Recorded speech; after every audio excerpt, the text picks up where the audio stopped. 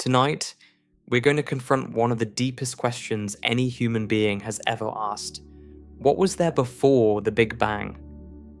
Most people picture it like this: a dark, empty void, absolute nothingness, and then suddenly, an explosion. Matter flies outward in every direction, and the universe is born. It's a powerful image. It's also almost entirely wrong. The Big Bang wasn't an explosion. There was no dark, empty space waiting for it to happen. And the word before might not even make sense when you push far enough back. What physicists actually mean by the Big Bang is stranger, more subtle, and far more unsettling than any explosion. Because when you trace the universe backward, step by step, you don't arrive at nothing. You arrive at a place where the very ideas of space, time, and existence start to dissolve. Before we go any further, if you find this kind of deep exploration fascinating, a quick like or subscribe really helps the channel grow. It's a small thing for you, but it makes a huge difference for me. Now, let's begin. Let's start with what most people think the Big Bang was, because the picture in your head right now is almost certainly wrong. If you asked 100 people on the street to describe the Big Bang, most of them would say something like this: there was nothing, complete emptiness, a dark, silent void stretching on forever. And then at some point, in some place, there was an explosion, a massive, violent burst of energy. Matter flew outward in every direction, filling up that empty space, eventually forming stars and galaxies and planets and us. It's a vivid picture. It's dramatic. It makes for great visuals in documentaries, but almost every part of it is wrong. The Big Bang was not an explosion. There was no pre-existing dark void waiting for it to happen. Matter did not fly outward from a central point into surrounding empty space. And the word nothing in the phrase, there was nothing before the Big Bang, doesn't mean what most people think it means. The real story is far stranger, far more subtle, and far more unsettling than any explosion. And to understand it, we need to start by throwing away that popular image entirely and replacing it with what cosmologists actually mean when they say the Big Bang. Here's the first thing you need to understand. When physicists talk about the Big Bang, they are not describing an event that happened at one specific location in space. They're describing a condition, a state that the entire observable universe was once in. The Big Bang model says that roughly 13.8 billion years ago, the universe was extraordinarily hot, extraordinarily dense, and extraordinarily compact. Everything that we can observe today, every galaxy, every star, every atom, all the energy, all the radiation, all of it was compressed into an almost unimaginably small, hot, dense state. And from that state, space itself began to expand. That last part is critical, and it's where most people's understanding breaks down. Space itself is expanding. The galaxies are not flying apart through space like shrapnel from a bomb.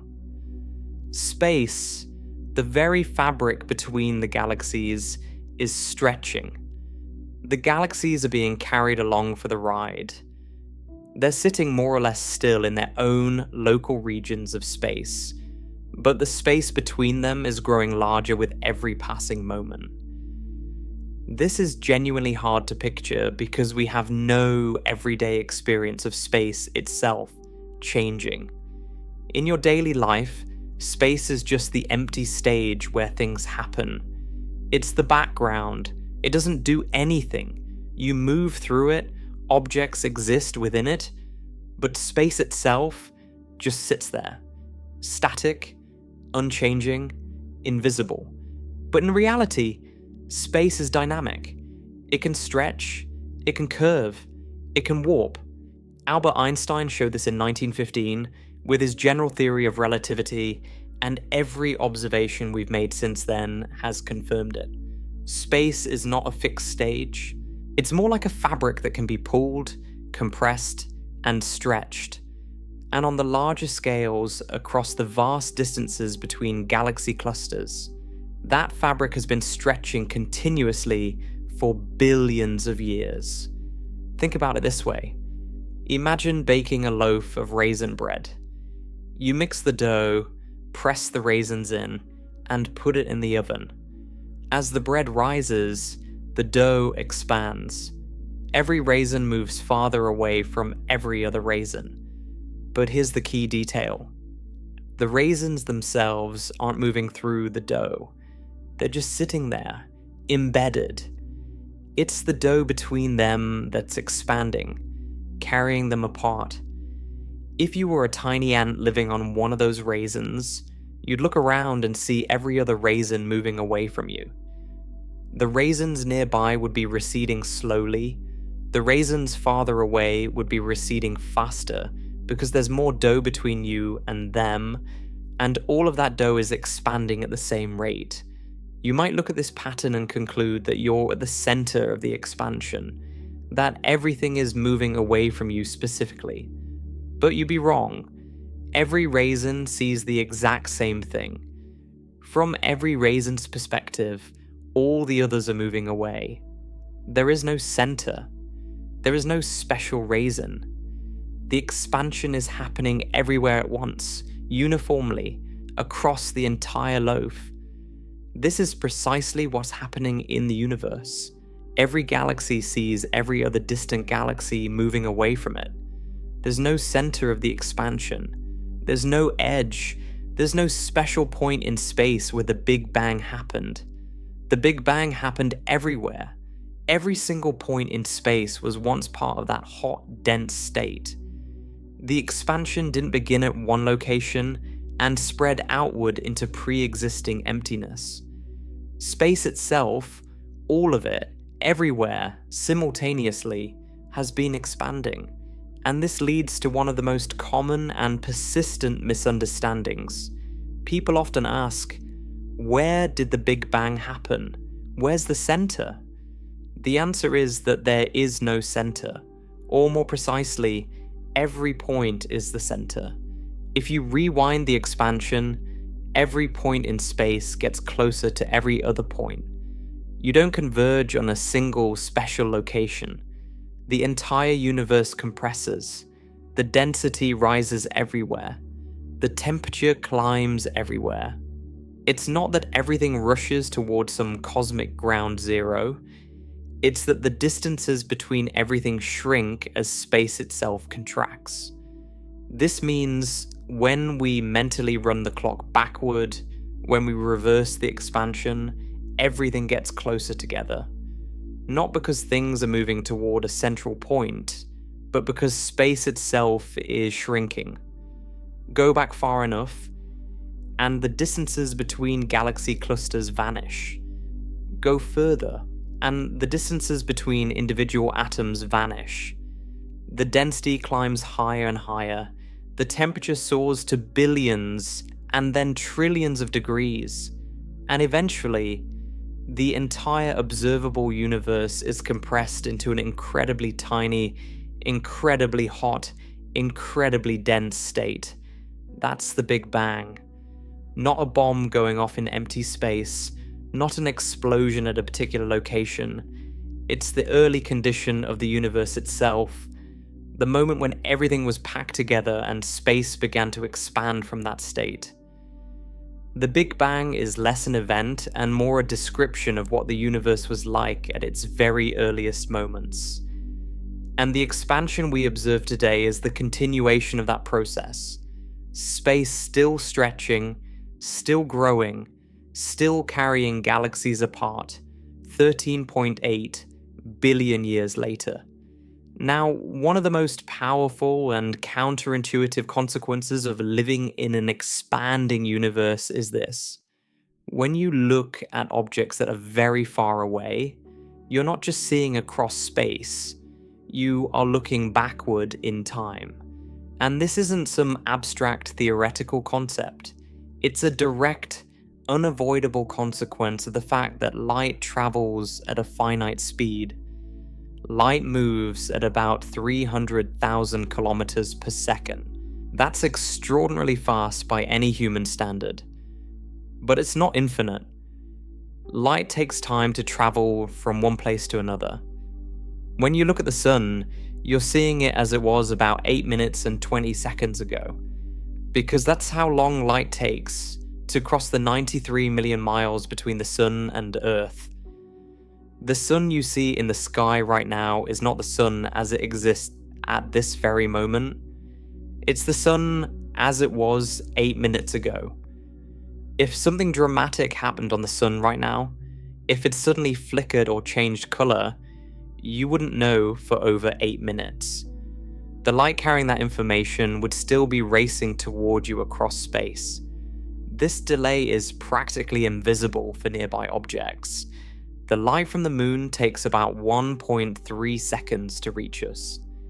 The light from a ceiling lamp reaches your eyes in a few billionths of a second. For everyday purposes, light might as well be instantaneous, but across cosmic distances, the delay becomes enormous and deeply consequential. The light from Proxima Centauri, the nearest star beyond our sun, takes about 4.24 years to reach us. When you look at Proxima Centauri, you're seeing light that left that star over 4 years ago. You're not seeing the star as it is right now. You're seeing it as it was in the past. And this effect scales up relentlessly. The Andromeda Galaxy, our nearest large galactic neighbor, is about 2.5 million light years away. The light you see from Andromeda tonight left that galaxy 2.5 million years ago, long before modern humans existed on Earth. Early human ancestors were just beginning to use crude stone tools when that light started its journey. Push farther and the effect becomes even more dramatic.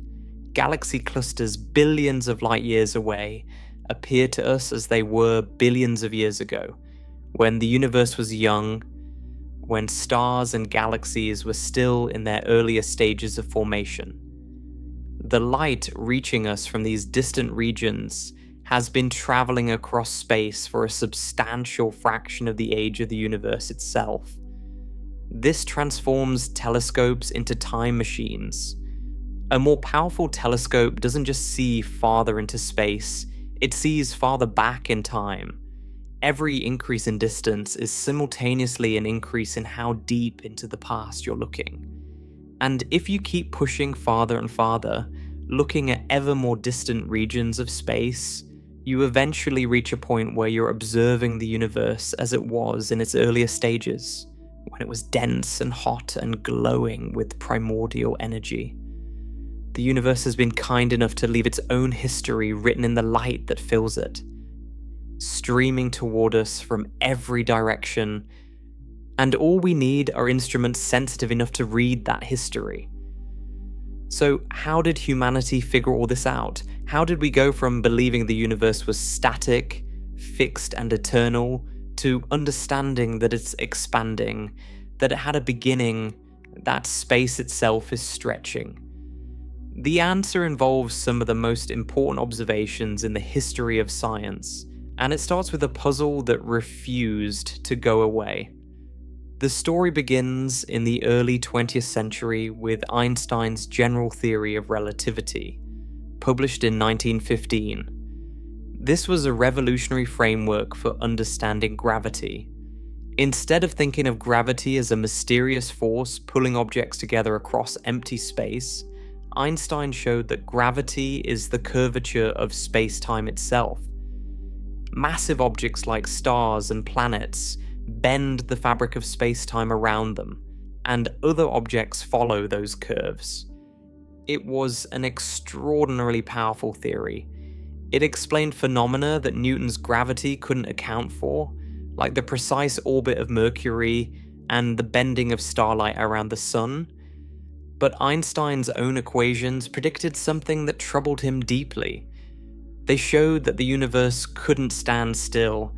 Space-time, according to general relativity, had to be either expanding or contracting. A perfectly balanced, static universe was unstable, like a ball balanced on the tip of a needle. The slightest nudge would send it one way or the other. Einstein didn't like this implication at all. Like nearly everyone at the time, he believed the universe was eternal and unchanging. It had always been here. It would always be here. So he modified his equations, adding a term called the cosmological constant, essentially a mathematical patch designed to hold the universe still. He later called this one of his greatest mistakes, although the story of the cosmological constant would eventually take a surprising turn decades later. While Einstein was trying to keep the universe from moving, astronomers were quietly gathering evidence that it was doing exactly that. Starting around 1912, an American astronomer named Vesto Slipher began carefully measuring the light coming from distant spiral nebulae. At the time, nobody was certain what these fuzzy spiral shapes were. Some astronomers thought they were clouds of gas within our own Milky Way. Others suspected they were separate galaxies entirely, island universes far beyond our own. Slipher measured the spectra of these nebulae, breaking their light into its component colors, and he found something remarkable. The spectral lines, the characteristic fingerprints of chemical elements in the light, were shifted. In nearly every case, they were shifted toward the red end of the spectrum. This is called redshift, and it happens when a light source is moving away from you. It's the same principle as the Doppler effect with sound. When an ambulance drives toward you, its siren sounds higher pitched because the sound waves are being compressed. When it drives away, the pitch drops because the waves are being stretched. Light behaves the same way. When an object approaches you, its light gets compressed, shifting toward the blue end of the spectrum. When it moves away, the light gets stretched, shifting toward the red. The amount of shift tells you how fast the object is receding. Slipher found that the vast majority of the spiral nebulae were redshifted, meaning they were moving away from us. And many were moving fast, at hundreds or even thousands of kilometers per second.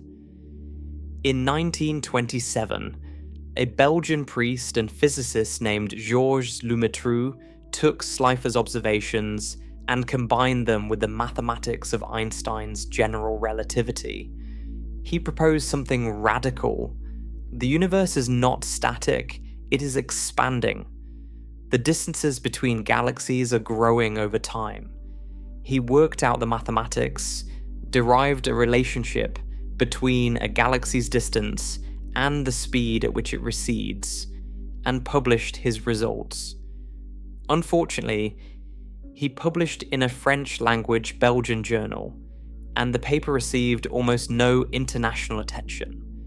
2 years later, in 1929, the American astronomer Edwin Hubble independently reached the same conclusion through his own observations. Hubble had spent years carefully measuring the distances to galaxies using a type of star called a Cepheid variable. These stars pulsate with a rhythm that's tied to their intrinsic brightness. A Cepheid that pulses slowly is genuinely brighter than one that pulses quickly. So by measuring how fast a Cepheid pulsates, you know how bright it truly is. Then you compare that to how bright it appears from Earth. The dimmer it appears compared to its true brightness, the farther away it must be.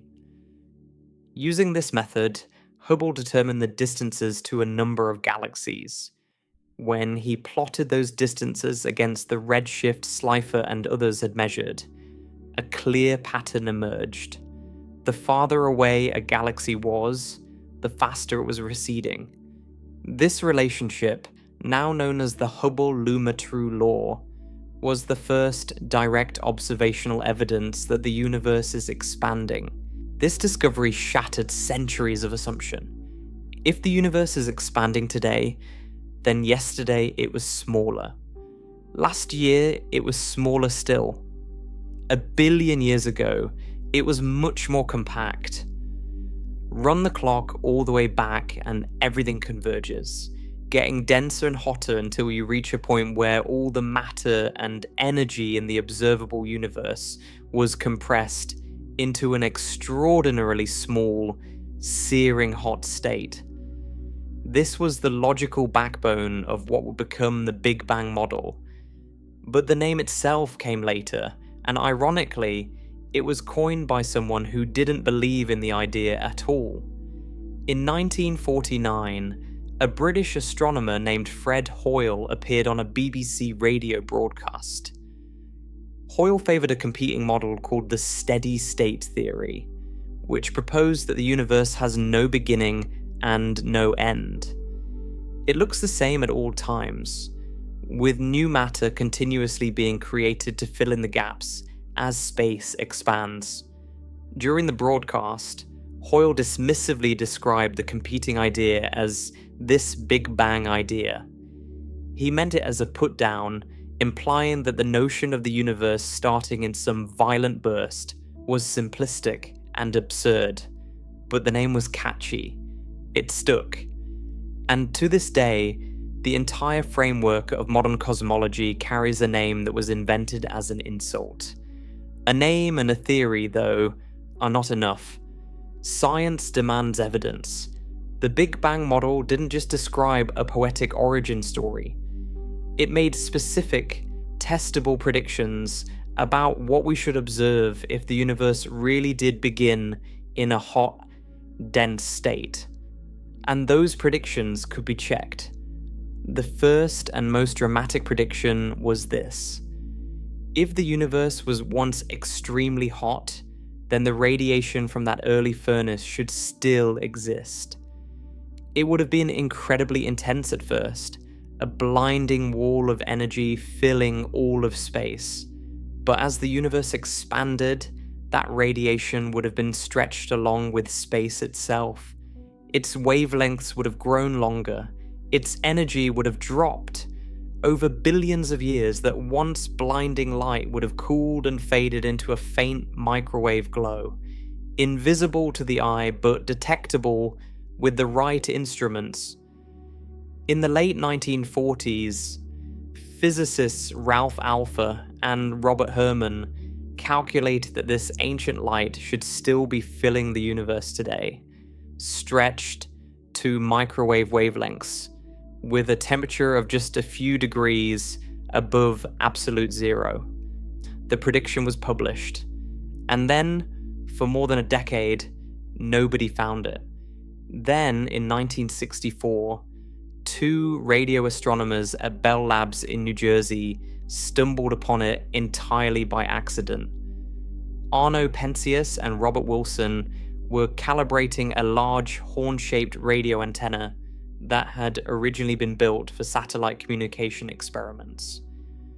They kept picking up a persistent, low-level noise that they could not explain. It came from every direction in the sky. It didn't change with the time of day. It didn't change with the seasons. It was constant, uniform, and maddeningly stubborn. They checked and rechecked their equipment. They cleaned pigeon droppings from inside the antenna, thinking that might be the source. They tested every connection and component. The noise would not go away. Eventually, through a chain of conversations and contacts, Penzias and Wilson learned that a group of physicists at nearby Princeton University had been actively searching for exactly this kind of signal. The Princeton team, led by Robert Dicker, had independently realized that the Big Bang should have left behind a faint microwave glow and were building their own antenna to detect it. When they heard about Penzias and Wilson's mysterious noise, The connection was immediately clear. The unexplained static wasn't a flaw in the equipment. It wasn't interference from the atmosphere or from nearby cities. It was the cosmic microwave background, the cooled down afterglow of the Big Bang itself, the oldest light in the universe, arriving from every direction at once. This discovery, published in 1965, was one of the most important in the history of science. The cosmic microwave background fills all of space. It comes from every direction with almost perfect uniformity. Later satellite missions measured its temperature with extraordinary precision and found it to be about 2.725 Kelvin, just a few degrees above absolute zero. This matches the predictions of the Big Bang model with stunning accuracy, a match so precise that it's considered one of the strongest confirmations of any theory in physics. But what exactly is this radiation? Where did it come from? The cosmic microwave background is a snapshot of the universe as it was roughly 380,000 years after the Big Bang. Before that moment, the universe was so hot that atoms couldn't hold together. Electrons flew free, scattering light in every direction, making the entire cosmos opaque. Then the universe cooled enough for electrons to bind to nuclei, forming the first stable atoms.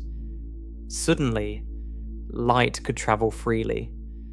The glow from that moment has been streaming through space ever since, stretching and cooling as the universe expanded, until today it arrives as a faint microwave whisper from every direction.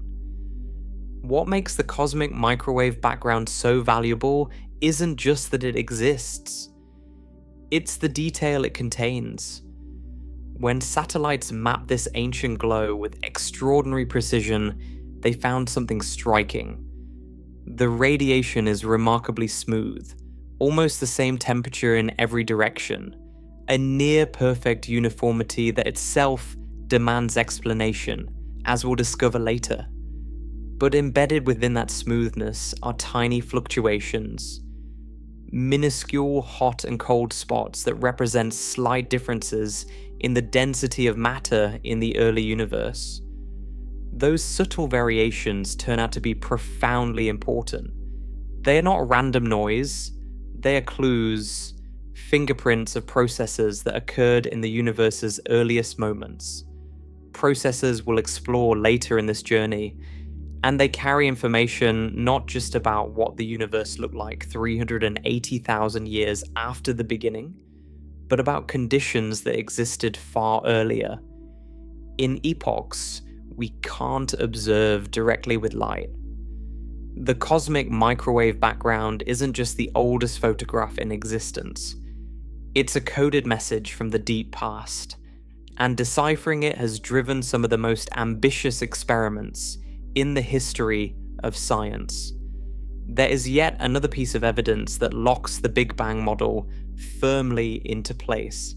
If the universe was once hot enough and dense enough, then nuclear reactions should have occurred throughout all of space during the first few minutes, forging the nuclei of the lightest elements before the cosmos cooled too much for fusion to continue.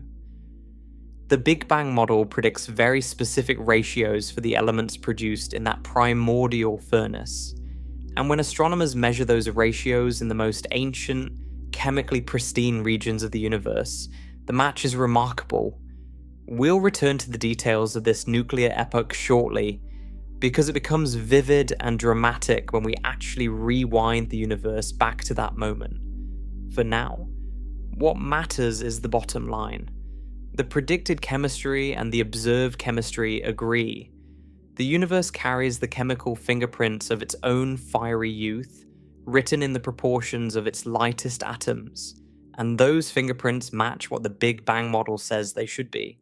These three pillars, the expansion of space confirmed by the redshifts of distant galaxies, the cosmic microwave background radiation filling all of space at precisely the predicted temperature, and the abundances of light elements forged in the first few minutes, together form the observational foundation of the Big Bang model. These are not speculation.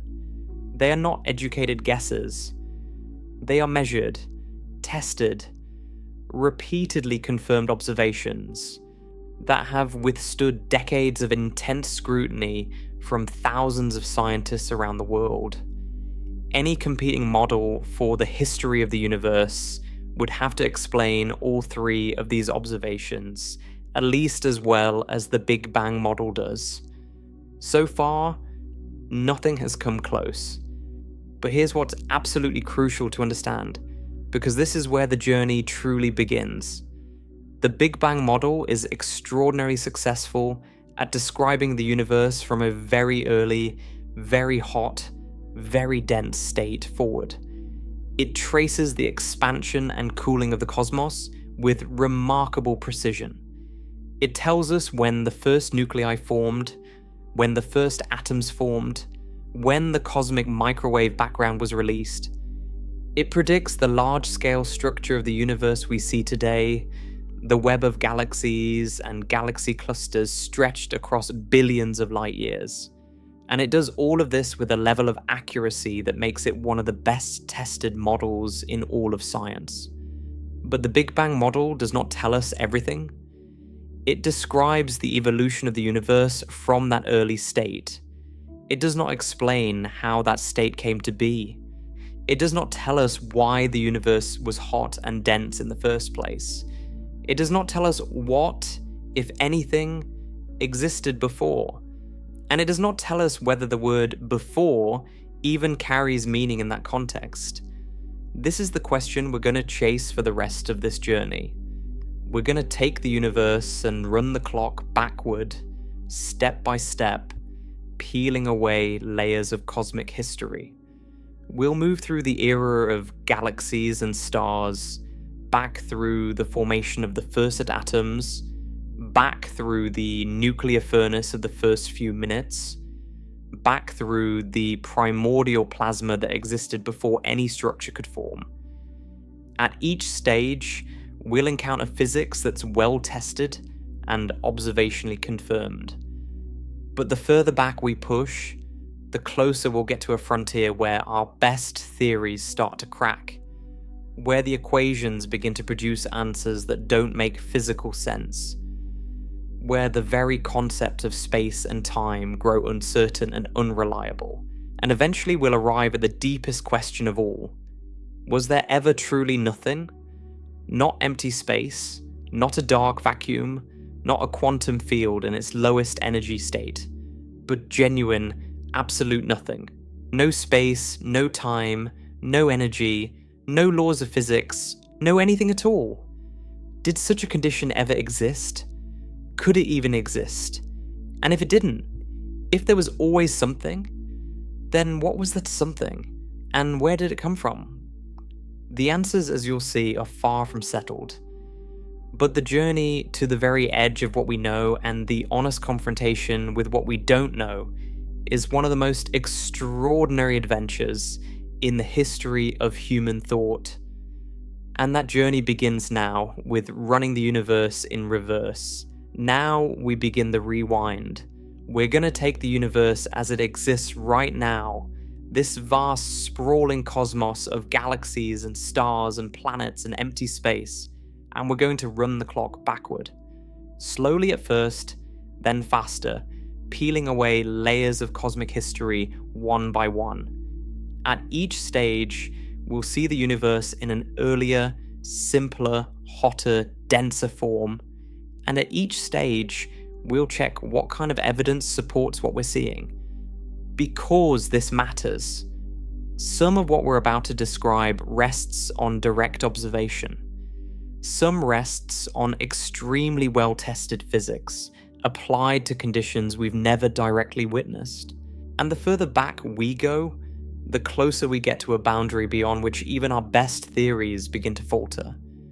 But for now, let's begin with where we are. Right now, the universe is 13.8 billion years old. It is vast, cold by cosmic standards, and filled with structure. Galaxies containing hundreds of billions of stars are organized into clusters. Those clusters are organized into superclusters. Those superclusters are threaded along enormous filaments, forming a cosmic web with giant voids of nearly empty space stretching between them. The observable universe alone is about 93 billion light-years across and contains roughly 2 trillion galaxies, each one a city of suns. Within these galaxies, stars are being born from collapsing clouds of gas and dust. They burn through nuclear fusion, converting hydrogen into helium, helium into carbon, carbon into oxygen, and so on up the periodic table. When massive stars exhaust their fuel, they explode as supernovae, scattering heavy elements across space.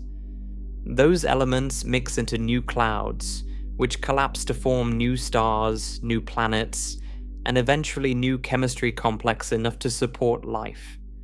The universe today is rich, structured, and chemically diverse. It is a place where complexity thrives. But it wasn't always this way. As we run the clock backward, all of this structure begins to dissolve. Go back a few billion years and the galaxies are closer together. Space is smaller because the expansion has had less time to stretch it. The cosmic web is more compact. Galaxy clusters are tighter. Some galaxies that are now far apart were once close enough to interact and collide. Go back further, maybe 10 or 11 billion years, and you're in a period when the universe was forming stars at a furious rate, much faster than it does today. Galaxies were smaller, more irregular, still assembling themselves through mergers. The universe was more chaotic, more violent, more energetic. Keep rewinding. Go back to about 1 billion years after the beginning. The universe is now much smaller and much hotter. The first galaxies are just beginning to form, small clumps of gas collapsing under gravity, igniting the first generations of stars. These early stars were different from the stars we see today. They were made almost entirely of hydrogen and helium because no heavier elements had been forged yet. There were no carbon, no oxygen, no iron, no silicon, none of the elements that make rocky planets or living things possible. Those elements didn't exist yet. They would only be created later, inside stars, through nuclear fusion and the violent deaths of massive stars. The universe at this stage was chemically primitive, a cosmos of hydrogen and helium and almost nothing else. Push further back, past about 400 million years after the beginning, and you enter what astronomers call the cosmic dark ages. This is a period before the first stars ignited. There were no sources of light anywhere in the universe. No stars, no galaxies, no glowing nebulae. Nothing. The cosmos was filled with a vast uniform fog of neutral hydrogen and helium gas, slowly cooling, drifting in darkness. The only radiation present was the fading afterglow of the Big Bang itself, the cosmic microwave background, already red-shifted far beyond visible light, stretched into the infrared and microwave part of the spectrum. The universe was dark in every sense that matters. No structures, no light, no complexity, just gas and gravity and silence. This period lasted for tens of millions of years. And then, somewhere in that darkness, the first tiny pockets of gas, slightly denser than their surroundings, began to collapse under their own gravity. These were the seeds of the first stars. Gravity pulled gas inward, compressing it, heating it, until the cores became hot enough for nuclear fusion to ignite. The first stars blazed to life, ending the Dark Ages and beginning the cosmic dawn. We've detected faint echoes of this transition. The James Webb Space Telescope has already observed some of the earliest galaxies ever seen. Galaxies that existed when the universe was less than 500 million years old. These ancient systems are smaller, bluer, and more chaotic than modern galaxies. They're building blocks, fragments that would later merge into the larger structures we see today. But we haven't reached the truly interesting part of the rewind yet. Let's keep going further back, to a moment that represents one of the most important transitions in the history of the universe. About 380,000 years after the beginning, the universe underwent a dramatic change. Before this moment, the cosmos was a churning ocean of plasma. A plasma is a state of matter where atoms are ripped apart. Electrons are stripped from their nuclei. Instead of neutral atoms with electrons bound in orbits, you have a chaotic soup of bare atomic nuclei and free electrons, all immersed in an intense bath of radiation. This plasma filled the entire universe. It was unimaginably hot, thousands of degrees Kelvin, glowing white hot. And it was opaque, completely opaque. Light could not travel through it freely. The reason is simple. Free electrons are extremely good at scattering photons. A photon, a particle of light, would be emitted and almost immediately bounce off a free electron, changing direction randomly. Then it would hit another electron and bounce again. Then another, and another. Every photon in the universe was trapped in this endless pinball game, constantly colliding and redirecting, never able to travel more than a short distance before being scattered. The universe was like a dense fog, but a fog made of superheated plasma, glowing with trapped light that could never escape. If you could somehow exist inside this plasma and look around, you wouldn't see anything. You'd be blind. Not because there was no light, but because there was too much light, scattered in every direction, with no clear source and no clear path. It would be like being inside a furnace made of light. But as the universe expanded, this plasma cooled, and at roughly 380,000 years after the beginning, the temperature dropped to about 3,000 Kelvin.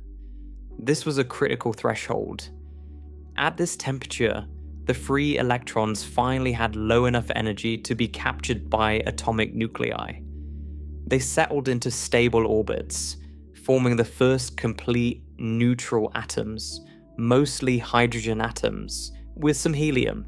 This process is called recombination, although the name is slightly misleading because the electrons and nuclei had never been combined before. It was combination for the first time, not recombination, but the name stuck. When recombination happened, the fog cleared. Suddenly, with the free electrons bound into neutral atoms, photons had nothing to scatter off of. They were free. For the first time in the history of the universe, light could travel in a straight line without interruption.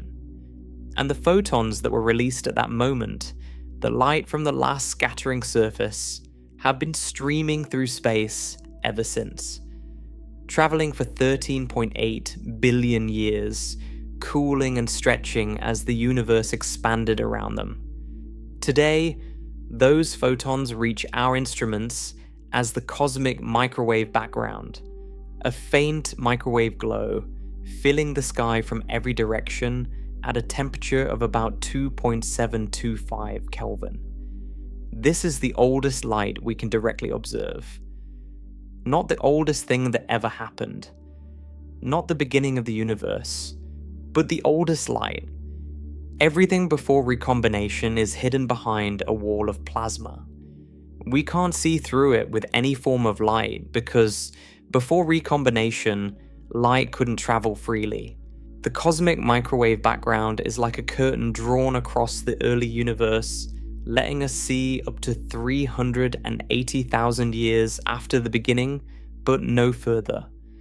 At least not with the electromagnetic radiation. To learn about what happened before this moment, we need different methods. We need to rely on the physics of extreme conditions and the evidence those conditions left imprinted on the universe. And the first place to look is the composition of the universe itself, because the elements that existed when recombination happened didn't just appear out of nowhere. They were forged in an earlier, even more extreme epoch, an era when the entire universe was a nuclear furnace. Let's rewind further, past recombination, past 380,000 years, into the opaque plasma era, where temperatures were climbing from thousands to millions to billions of degrees. The deeper you go, the hotter and denser it gets. And at about 3 minutes after the beginning, the universe reached a temperature of roughly 1 billion Kelvin. At this temperature, conditions were right for nuclear fusion, the same process that powers stars, but happening everywhere in the universe, simultaneously. This period is called Big Bang nucleosynthesis, and it lasted only about 17 minutes, from roughly 3 minutes to about 20 minutes after the beginning. During this brief window, protons and neutrons collided and fused, forming the nuclei of the lightest elements. The physics of this epoch is remarkably well understood. We know how protons and neutrons interact at these temperatures because we've studied nuclear reactions extensively in laboratories on Earth. Particle accelerators and nuclear reactors have given us detailed knowledge of how these particles behave under extreme conditions. We can calculate with high precision exactly what should have been produced during Big Bang nucleosynthesis, and the predictions are specific. About 75% of the ordinary matter in the universe should have ended up as hydrogen, just bare protons. About 25% should have become helium-4, nuclei with 2 protons and 2 neutrons. Tiny traces of deuterium, which is hydrogen with an extra neutron, should have been produced. About 1 deuterium nucleus for every few tens of thousands of hydrogen nuclei. Even smaller amounts of helium-3, with 2 protons and 1 neutron, and lithium-7, with 3 protons and 4 neutrons, should have appeared. These are precise quantitative predictions. They don't just say there should be hydrogen and helium, they say exactly how much of each, down to specific ratios. And here's what makes this so powerful.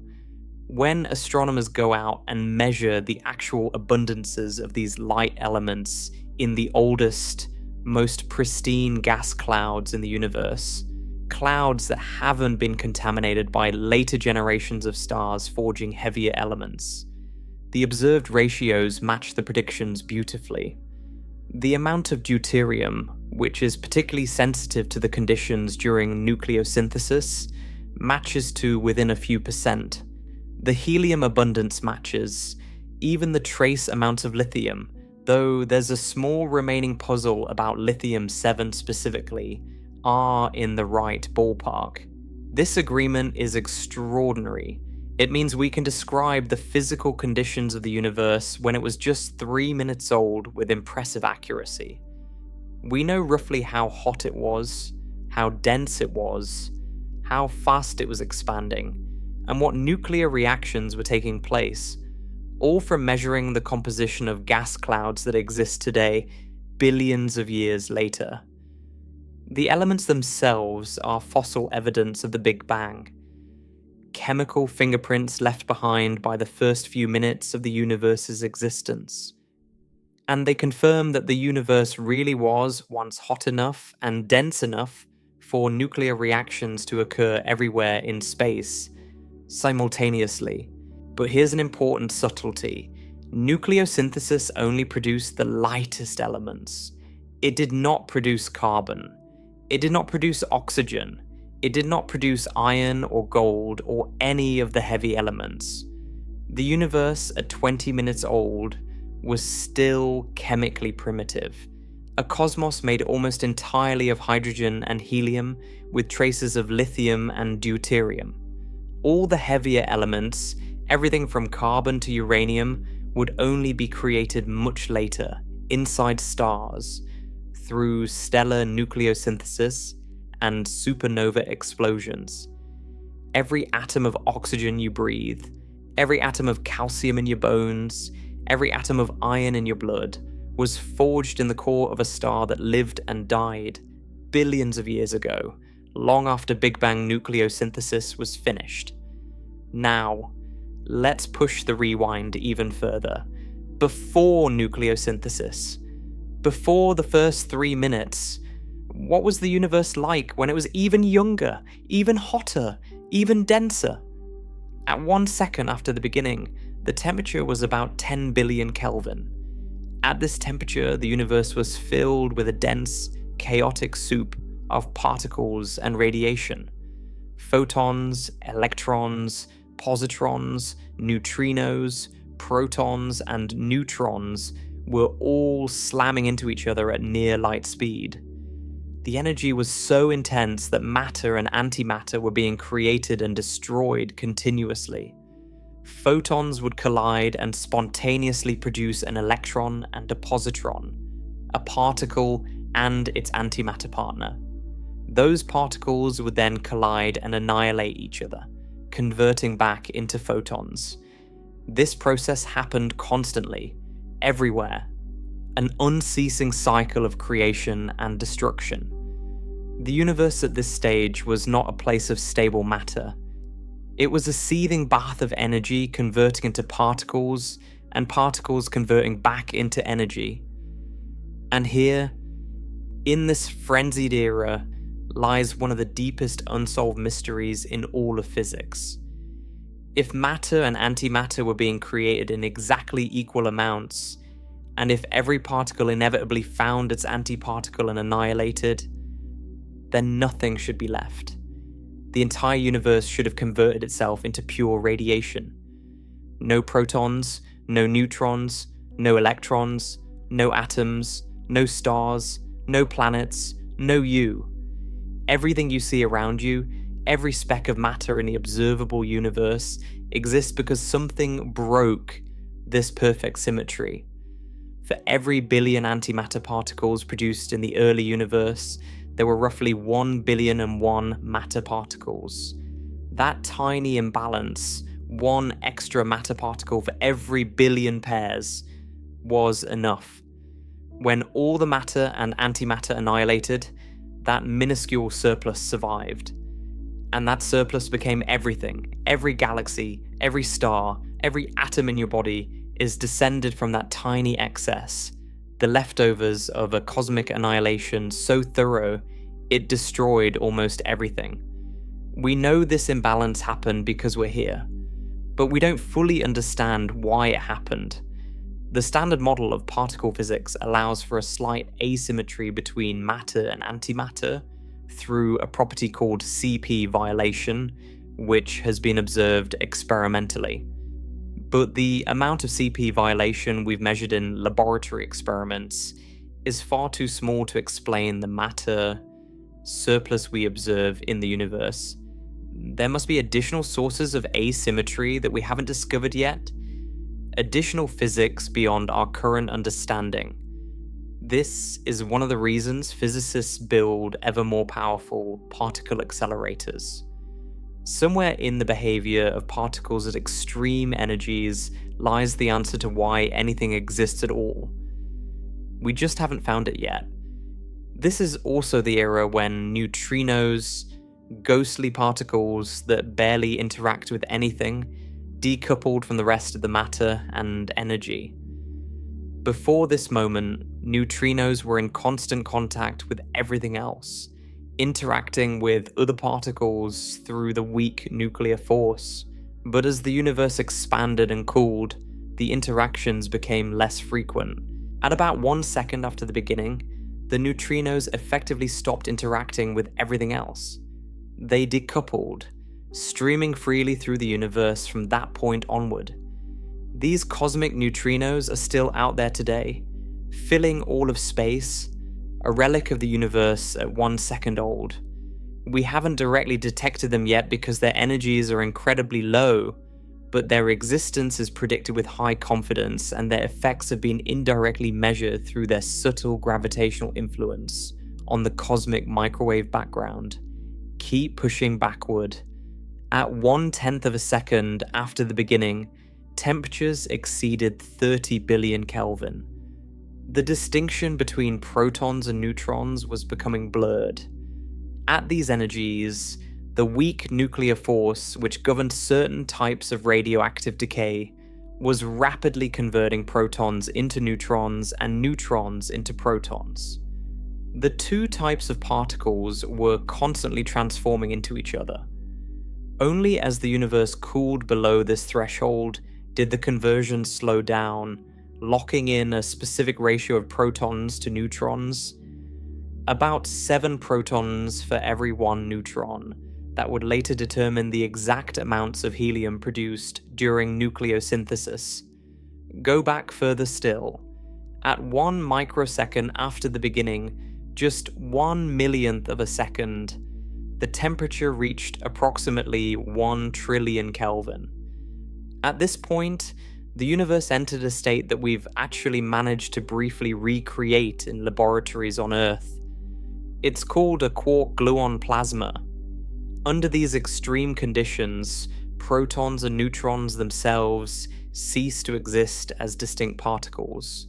They melt. The quarks inside them, which are normally confined within protons and neutrons by the strong nuclear force, become free. They're no longer bound together. Instead, they roam freely in a hot, dense soup of quarks and gluons, the particles that carry the strong force. This is not speculation. We have experimental evidence for this state of matter. Particle accelerators like the relativistic heavy ion collider in Brookhaven, New York, and the Large Hadron Collider at CERN in Geneva have smashed heavy atomic nuclei together at enormous energies, briefly creating tiny droplets of quark-gluon plasma that last for only a fraction of a second before cooling and condensing back into ordinary matter. The properties of this plasma match what we'd expect from the physics of the early universe. These experiments give us confidence that we understand the state of the cosmos at 1/1,000,000th of a second after the beginning. But now we're approaching a frontier. As we push earlier than a microsecond, the temperatures and energies climb into regimes that become harder and harder to test experimentally. At about 1 trillionth of a second after the beginning, roughly 10 quadrillion Kelvin, the universe reached energies where 2 of the 4 fundamental forces of nature, the electromagnetic force and the weak nuclear force, merged into a single unified force called the electroweak force. Above this temperature, these 2 forces behaved as one. Below it, they separated into the distinct forces we observe today. We have good evidence for this unification. The electroweak theory was developed in the 1960s and 1970s and has been spectacularly confirmed by particle accelerator experiments. The discovery of the W and Z bosons, the particles that carry the weak force, and later the Higgs boson, which gives particles their mass, are direct confirmations of the electroweak framework. So we have reason to be confident about the universe's behavior even at this extremely early moment, 1 trillionth of a second old.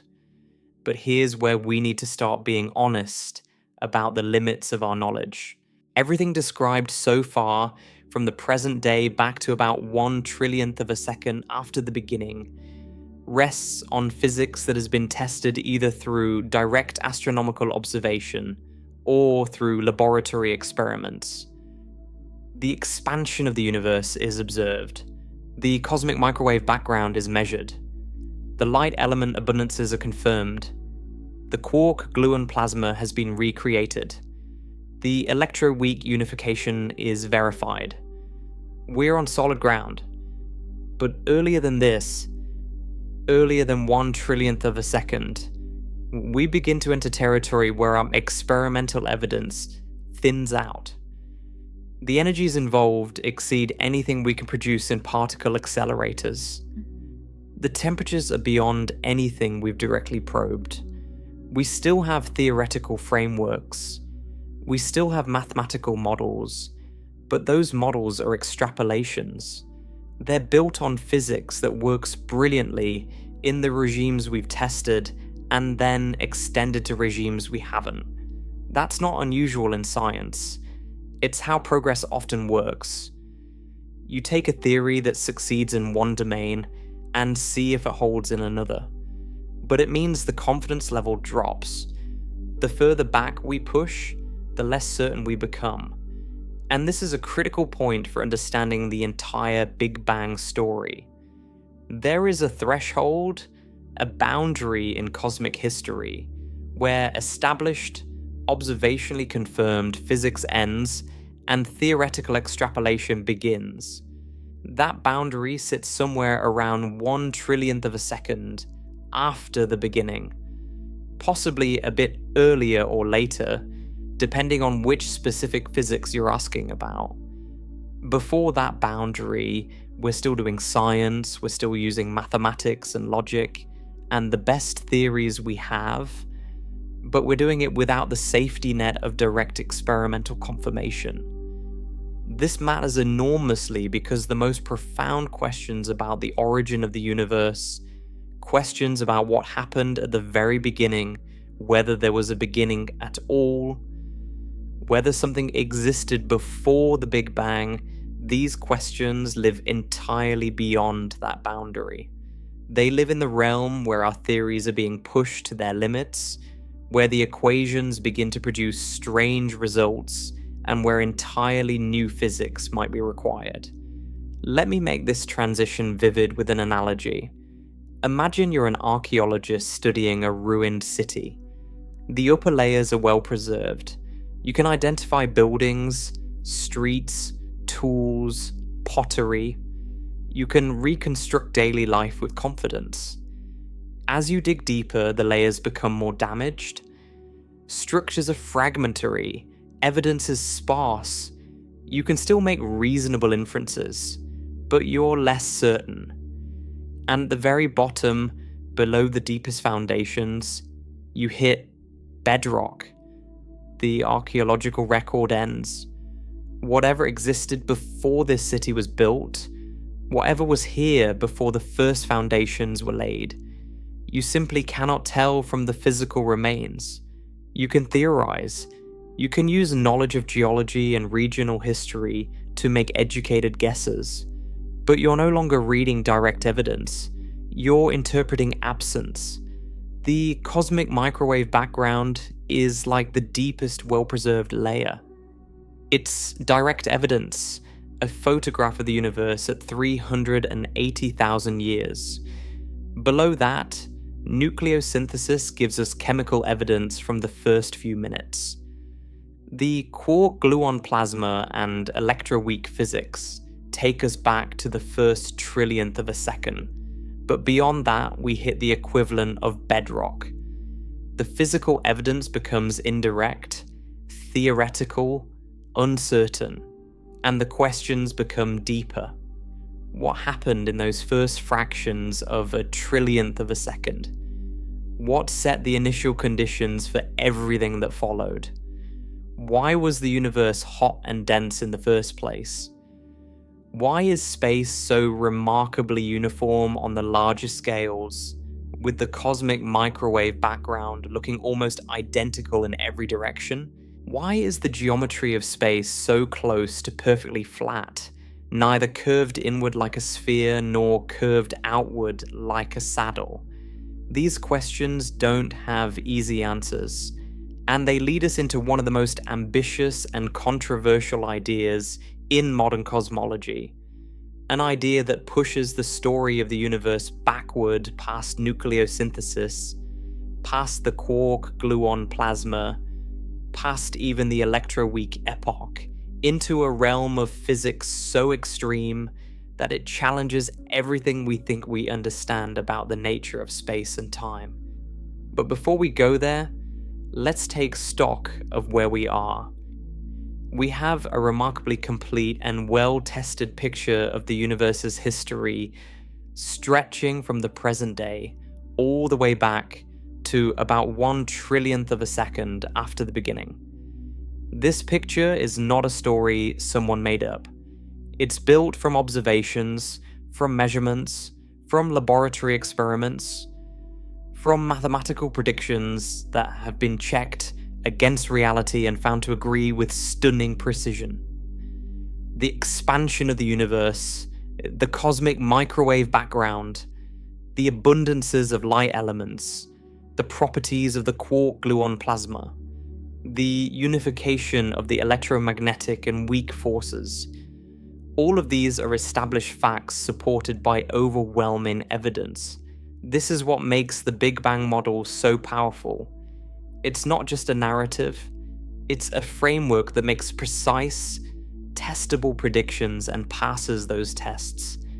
It tells us that the universe was once in a state of extreme temperature and density.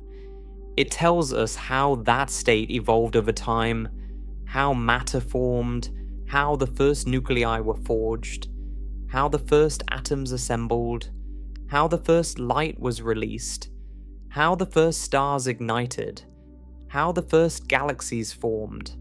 And it does all of this with a level of detail and accuracy that would have been unimaginable a century ago. But it also has limits. Clear, honest limits. The Big Bang model describes what happened starting from an incredibly early moment. It does not describe the moment itself.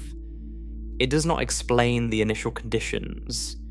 It does not tell us what, if anything, came before. And to push into those deeper questions, we need different tools, different theories, and a willingness to confront the possibility that our most fundamental concepts like space and time and cause and effect, might not apply in the way we expect. The universe is revealing its history to us layer by layer. We've peeled back billions of years. We've reached the first 1/1,000,000th of a second. And now we stand at the edge of what observational science can directly confirm. Looking out over a frontier where the terrain is uncertain, the maps are incomplete, and the most basic rules of the landscape might be about to change. What lies beyond this frontier is where the story gets truly strange. Because this is where we encounter inflation, a theory that claims the universe underwent a period of expansion so violent and so rapid that it defies ordinary comprehension. And beyond inflation, we encounter something even more disturbing, a point where Einstein's own equations break down entirely, producing answers that cannot possibly be right, signaling not a physical catastrophe but a failure of the theory itself. A place where the mathematics says the density is infinite, the temperature is infinite, and space-time is compressed to nothing. That place has a name. It's called the singularity. And understanding what it actually means, rather than what most people think it means, is the key to answering whether there was ever truly nothing before the Big Bang. We've now rewound the universe to extraordinary extremes.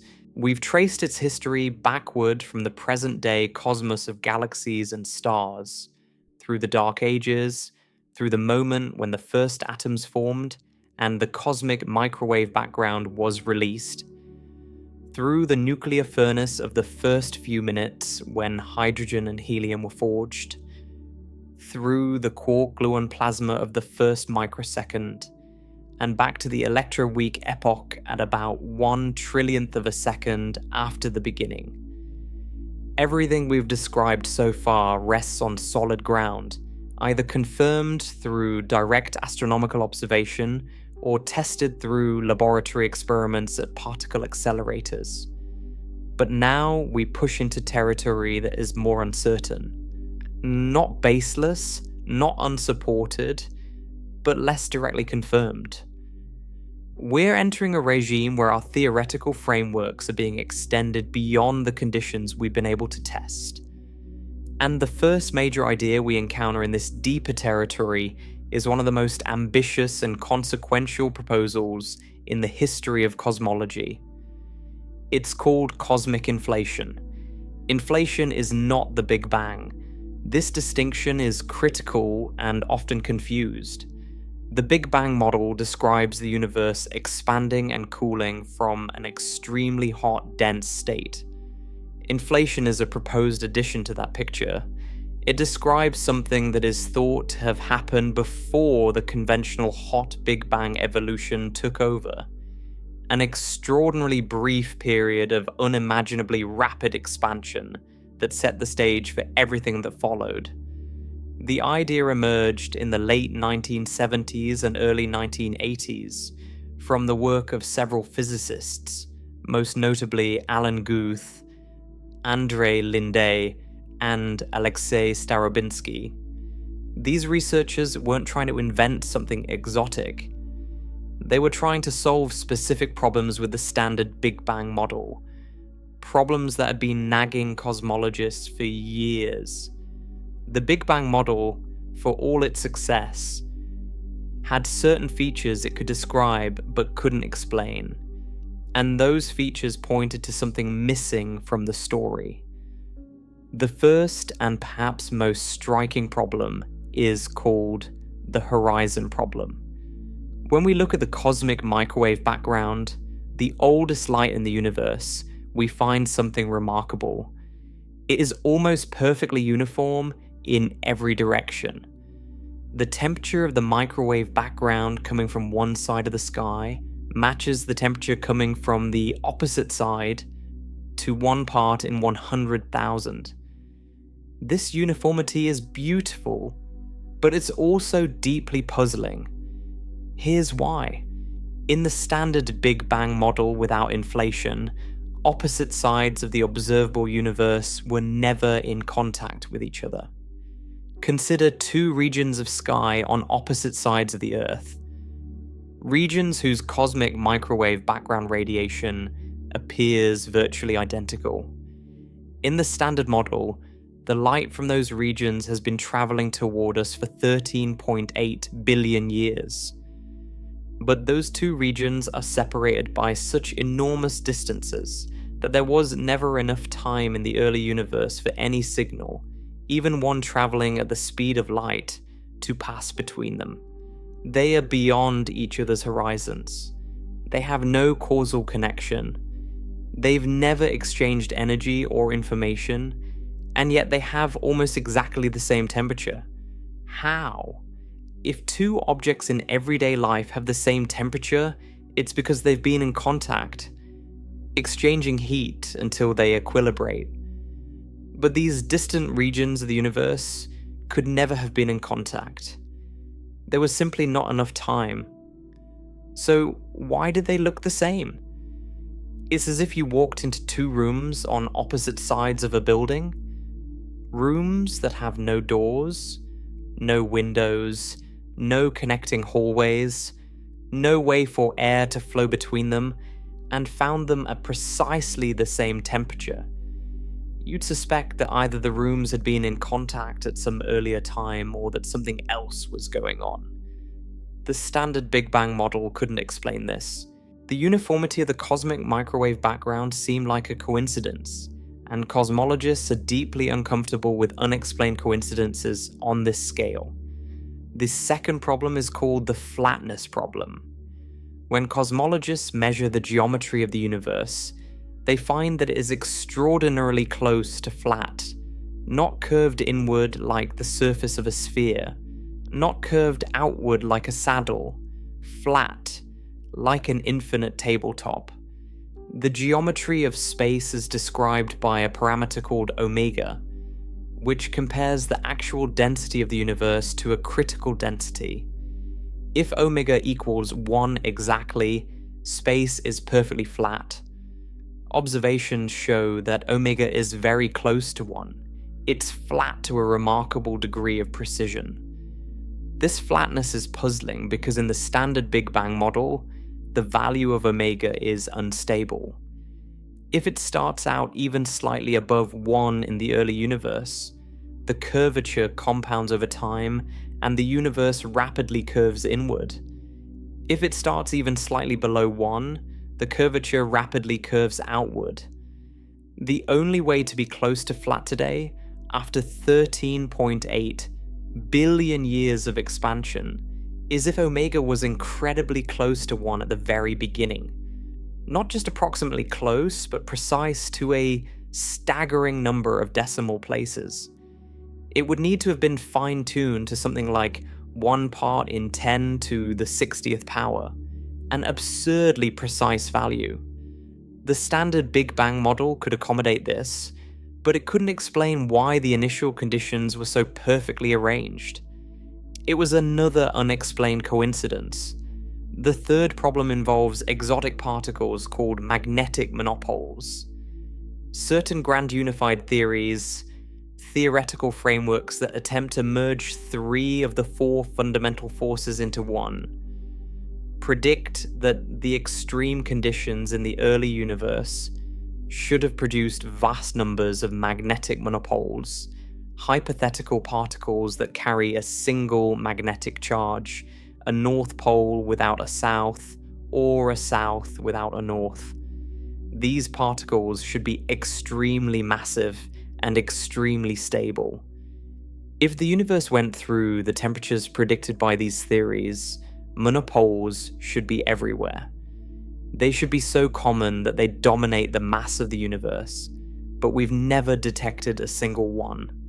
Despite decades of searching, no magnetic monopole has ever been found. The standard Big Bang model had no way to explain where they went. Inflation solves all 3 problems with a single mechanism.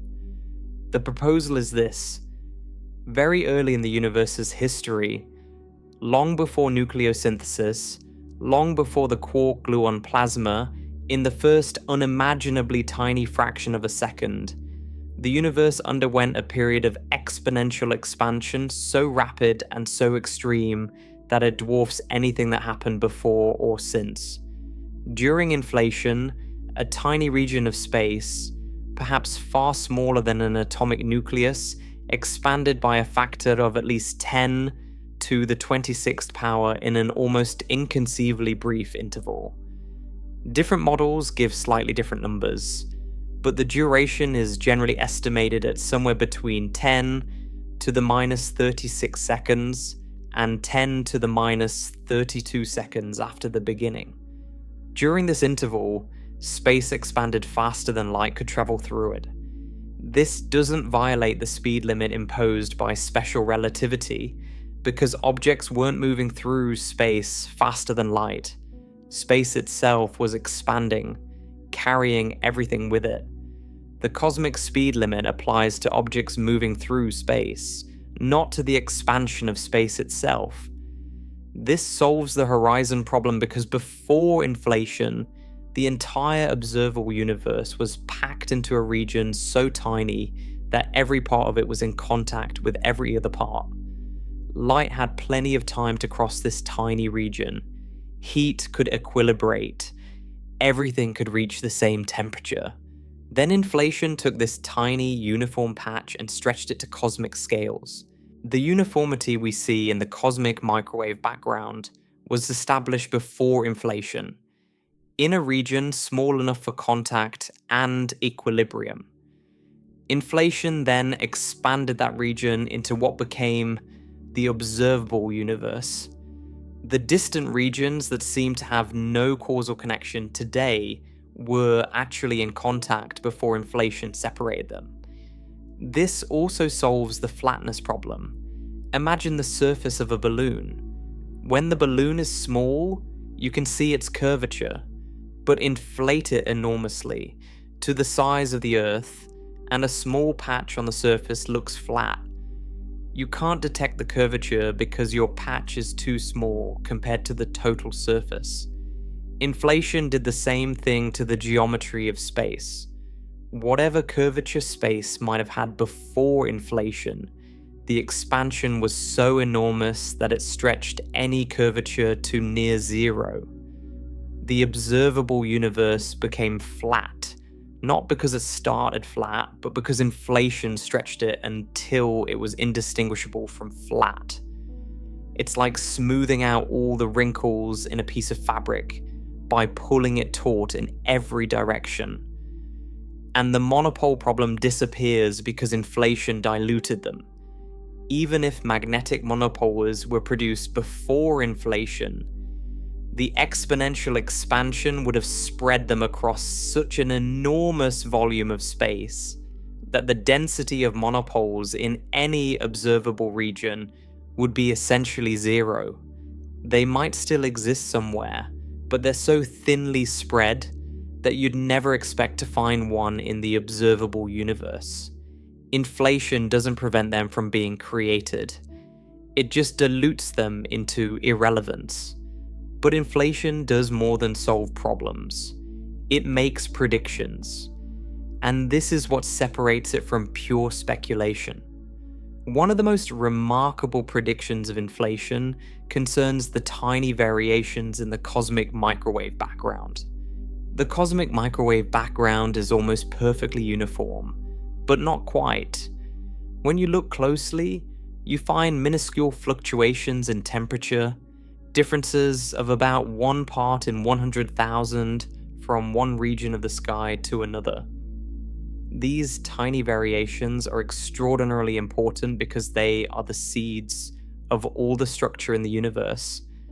The slightly denser regions that correspond to slightly warmer spots in the microwave background became the gravitational wells around which matter accumulated over billions of years, forming galaxies, galaxy clusters, and the vast cosmic web we observe today.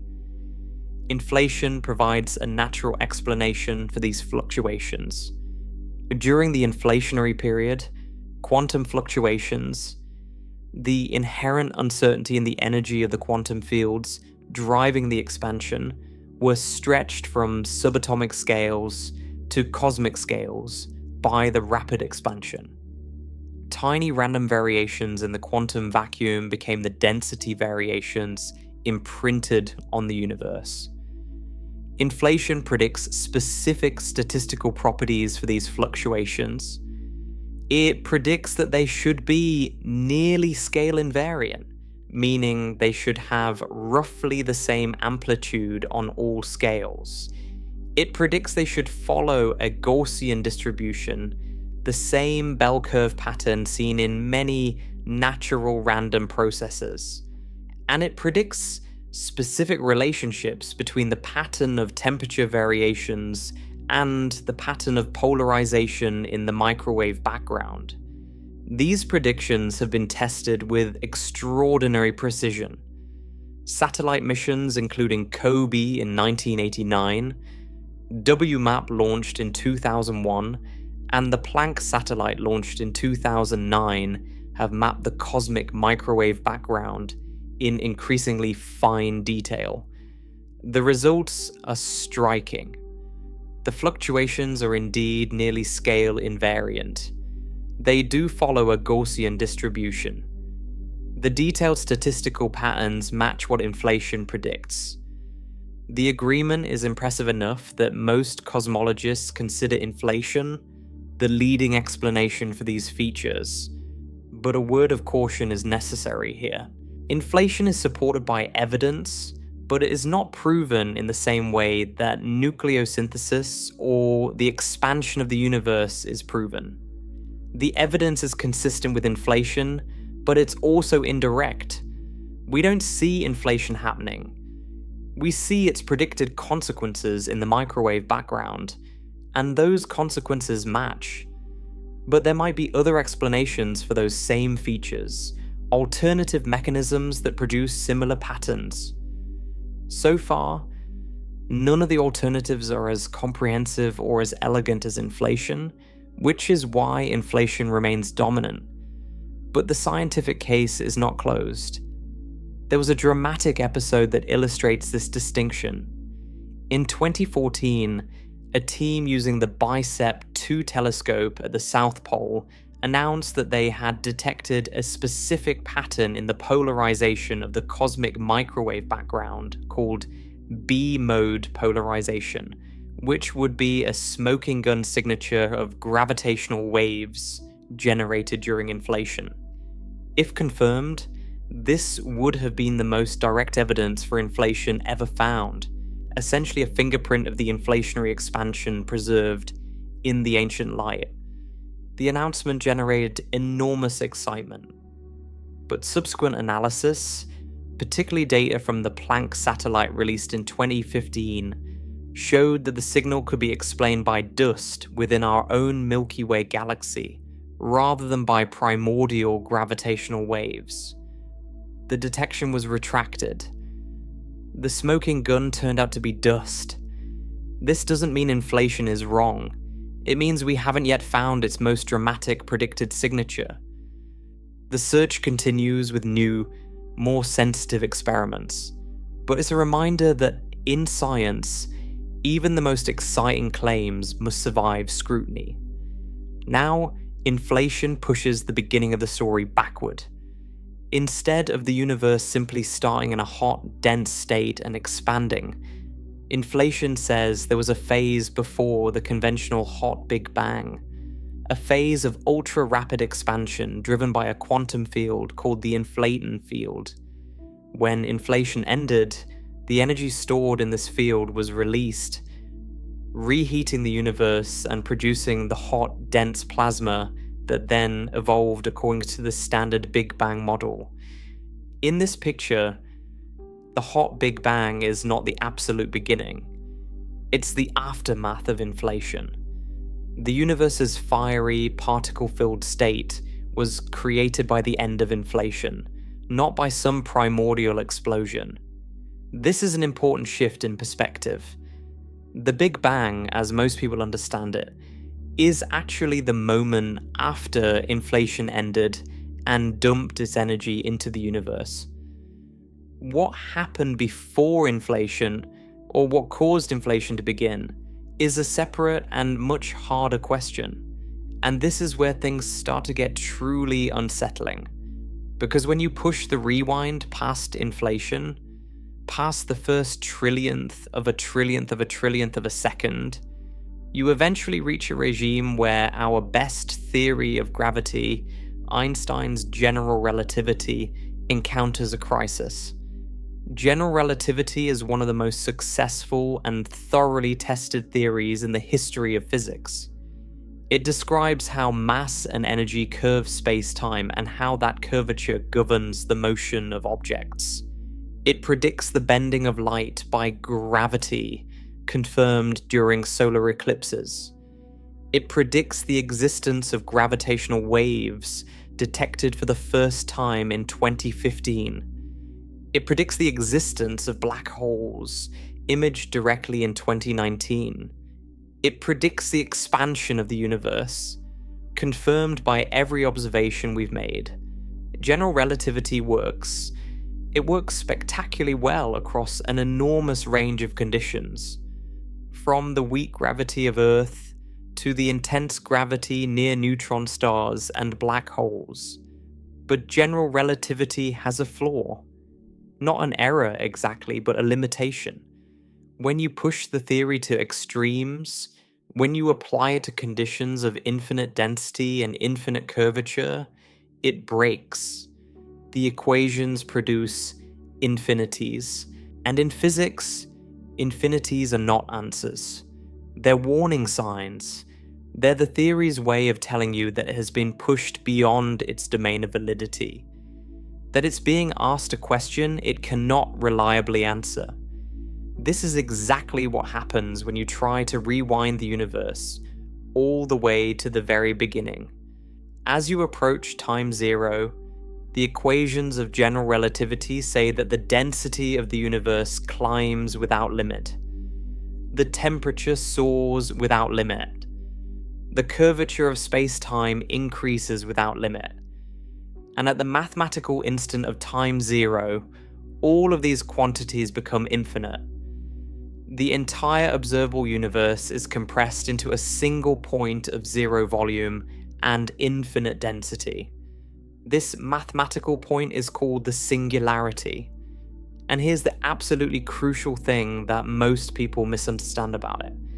The singularity is not a thing.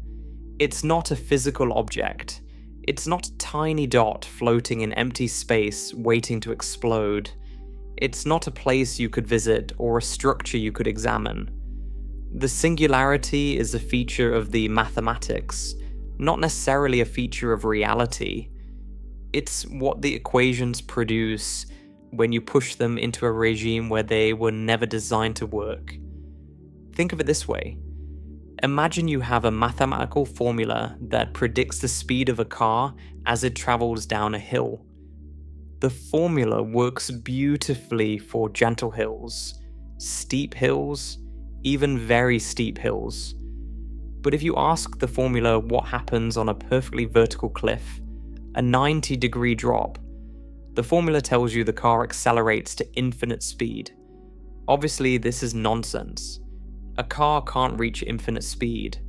What's actually happening is that the formula, which was designed for slopes, doesn't apply to a perfectly vertical drop. The infinity isn't telling you something real about the car. It's telling you the formula has broken down. The singularity in general relativity is the same kind of breakdown. When the equations produce infinite density and infinite curvature, they're not describing a physical state. They're signaling that general relativity as a theory is no longer adequate. Something else must be going on at those extreme conditions, something the theory cannot capture. This means the common narrative, the one that says the universe began as a singularity, a point of infinite density from which everything expanded, is misleading. It takes a mathematical limitation and presents it as a physical fact. In reality, the singularity tells us that we need a better theory, a theory that can handle the extreme conditions near the very beginning without producing infinities. What would such a theory look like? It would need to combine the two pillars of modern physics that currently stand apart. General relativity, which describes gravity and the large-scale structure of space-time, and quantum mechanics, which describes the behavior of matter and energy at the smallest scales. In everyday life, and even in most of cosmology, these two theories operate in separate domains. General relativity handles the big, the massive, the gravitational. Quantum mechanics handles the small, the subatomic, the probabilistic. They've never been fully unified into a single coherent framework. This matters because near the very beginning of the universe, both theories are needed simultaneously. The universe was both extremely small enough that quantum effects should have been dominant, and extremely massive, dense enough that gravitational effects were overwhelming. You can't use general relativity alone because quantum effects are important. You can't use quantum mechanics alone because gravity is important. You need a theory of quantum gravity, a framework that seamlessly incorporates both. We don't have such a theory. Not a complete, tested, experimentally confirmed one. We have candidates, string theory, loop quantum gravity, and several other approaches are all attempts to build a quantum theory of gravity. Each has mathematical elegance, each offers partial insights, but none has been experimentally tested.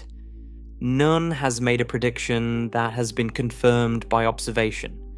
The energies required to test quantum gravity directly are so enormous that no conceivable particle accelerator on Earth could reach them.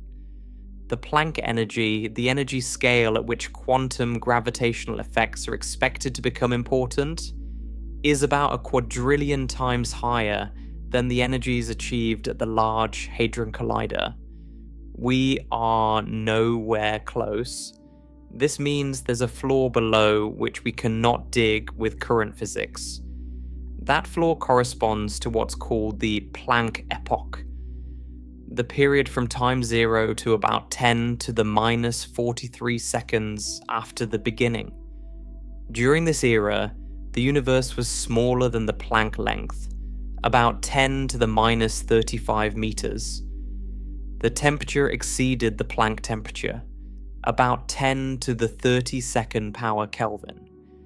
At these scales, the smooth, continuous spacetime described by general relativity is expected to break down entirely. Spacetime itself might become quantized, grainy, foamy, no longer a smooth fabric, but something turbulent and uncertain at the smallest scales. We simply don't know what happens in the Planck epoch. We don't have the theoretical tools to describe it reliably. General relativity fails because it can't handle quantum effects. Quantum mechanics alone fails because it doesn't incorporate gravity properly. The Planck epoch is a blind spot in our understanding, a region where both of our most fundamental theories reach their limits simultaneously. And it's precisely in this blind spot that the deepest questions about the origin of the universe reside.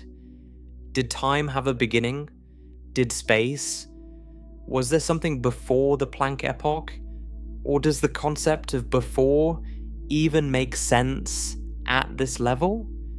Was there ever a state of genuine nothingness? Or has something always existed?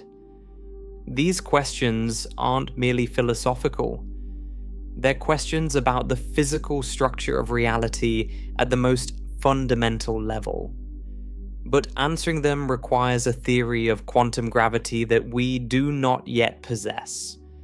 So let's be clear about where we stand.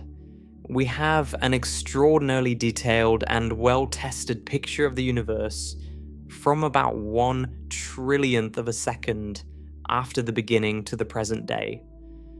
This picture rests on direct observations and laboratory-confirmed physics.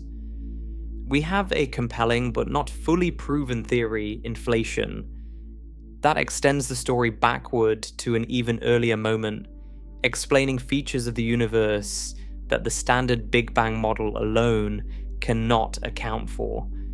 The evidence for inflation is strong but indirect, consistent with observations but not uniquely confirmed. And beyond inflation, we encounter the singularity, the point where general relativity breaks down and produces infinities. The singularity is not a proven beginning. It's not a confirmed object. It's a mathematical statement that our current theory of gravity is insufficient for describing the most extreme conditions near the very earliest moment. To go further, to actually address what happened at or before the beginning, we need a theory of quantum gravity that does not yet exist in a complete, testable form. This is not a failure of science. This is science being honest about its own boundaries. Every scientific theory has a domain of validity, a range of conditions within which it works. Newtonian gravity works perfectly for everyday situations, for launching rockets and predicting eclipses. But push it to extreme speeds near the speed of light or extreme gravitational fields, and it fails. Einstein's general relativity takes over in those regimes, but push general relativity to the quantum scale, to the conditions of the Planck epoch, and it too fails. Something deeper is needed, and finding that something deeper is one of the great ongoing quests of theoretical physics. The honest picture of cosmic origins is layered. Near the surface, we have well-established, observationally confirmed knowledge. A hot, dense, expanding universe, cooling over billions of years to form the stars, galaxies, and structures we see today. Deeper down, we have well-motivated theoretical proposals, like inflation, that extend the story further back. Deeper still, we have the breakdown of general relativity, the singularity that signals the limits of our theory rather than the nature of reality. And at the very bottom, we have an open question, a genuine, unresolved, frontier of knowledge question about whether time, space, and the universe had an absolute beginning, and if so, what that beginning was. That open question is where we're headed next. Because while we don't have a confirmed theory of quantum gravity, we do have ideas, proposals, mathematical frameworks that attempt to describe what might have happened at or before the moment where classical physics collapses. Some of these proposals suggest the universe began from a state that is neither something nor nothing in any ordinary sense. Some suggest there was no beginning at all, that the universe is eternal in some deeper framework. Some suggest the question, what came before the Big Bang, is as meaningless as asking what is south of the South Pole. A question that sounds grammatically correct, but has no answer because it presupposes a structure that doesn't exist. And lurking beneath all of these proposals is a question that sounds simple, but turns out to be one of the deepest in all of philosophy and physics. What does nothing actually mean?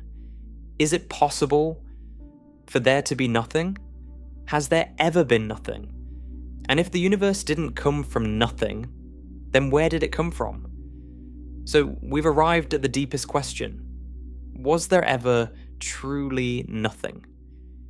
To even begin answering this, we have to confront something most people never think about. The word nothing doesn't have just one meaning. It sounds like it should be the simplest concept imaginable. Nothing. The absence of everything. Zero. Blank. Empty.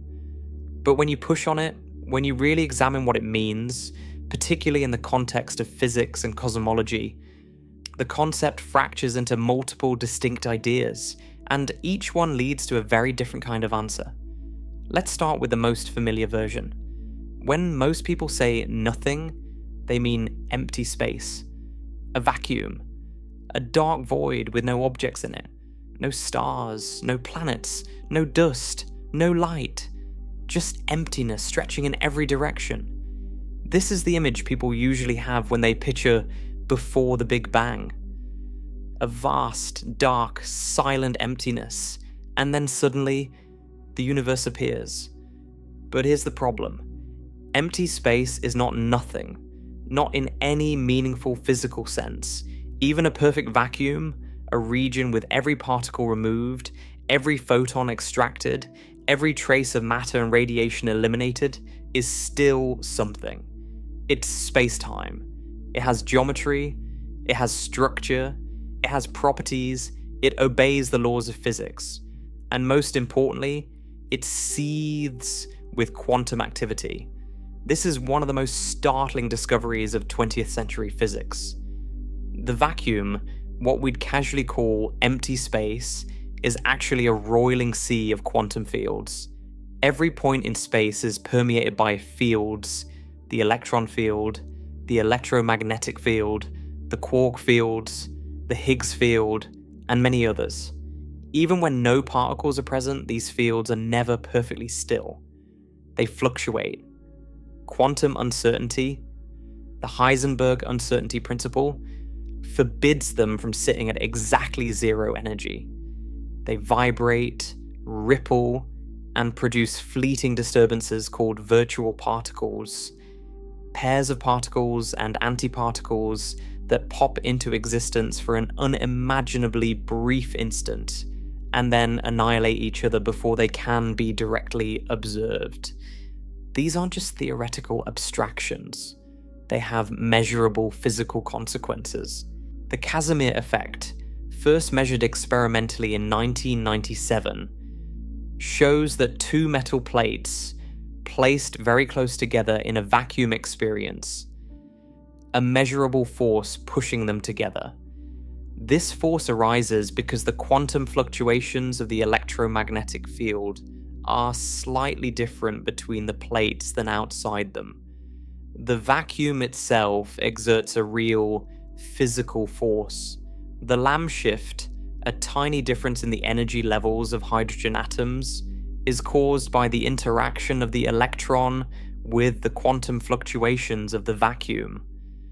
Both effects have been measured with precision, and both confirm that the vacuum is not empty. It's a dynamic, active medium with real physical content. So when some popular science accounts say the universe came from nothing, and what they actually mean is that it arose from a quantum vacuum, they're using the word nothing in a way that's deeply misleading. A quantum vacuum is a state of a physical system. It has properties, it obeys laws, it contains energy, it has structure. Calling it nothing is like calling a calm ocean nothing just because there are no boats on it. The ocean is still there. The water is still there. The waves might be small, but the medium itself is real. This matters because one of the central claims we need to examine carefully is whether the universe could have emerged from a quantum vacuum fluctuation. Some physicists have proposed exactly this. The idea, explored by figures like Edward Tryon in the 1970s and later developed by others, is that the entire universe might be a quantum fluctuation that simply happened to grow large. In certain formulations, the total energy of the universe might be zero when you add up the positive energy of matter and radiation and the negative energy of gravitational fields. If the total is zero, then the universe could have appeared as a fluctuation from a vacuum without violating the conservation of energy. This is an intriguing idea, and it has mathematical appeal. But it does not mean the universe came from nothing. It means the universe might have emerged from a pre-existing quantum vacuum, a state that already had space-time, quantum fields, and physical laws. The question of where that vacuum came from, why those fields existed, why those laws held, remains completely unanswered. You've pushed the mystery back one step, but you haven't eliminated it. The quantum vacuum is something, not nothing, and explaining the universe by appeal to a quantum vacuum just relocates the question. Instead of asking where the universe came from, you're now asking where the quantum vacuum came from. So, if the quantum vacuum isn't true nothing, what would genuine nothing be? This is where the concept becomes genuinely difficult. True nothing, in the deepest philosophical sense, would be the absence of everything. Not just no matter, not just no energy, not just no particles, but no space, no time, no dimensions, no laws of physics, no quantum fields, no mathematical structure, no potentiality, no anything at all, not even the possibility of something. Can such a state be described by physics? Almost certainly not, because physics by definition is the study of something. Physical theories describe systems, states, processes, laws. A state of absolute nothing, if such a thing is even coherent, lies outside the domain of any physical theory. You can't write equations about it because equations require a mathematical structure, and absolute nothing has no structure. You can't apply quantum mechanics to it because quantum mechanics requires a Hilbert space and operators and states, all of which are mathematical objects. Absolute nothing has no mathematical objects. You can't even say it's a state because the concept of a state presupposes a framework within which states exist. Some philosophers have argued that absolute nothing is not even logically coherent. How can there be a state with no properties? The very act of describing it seems to attribute a property to it, namely the property of being nothing. The philosopher Leibniz asked the question centuries ago, Why is there something rather than nothing?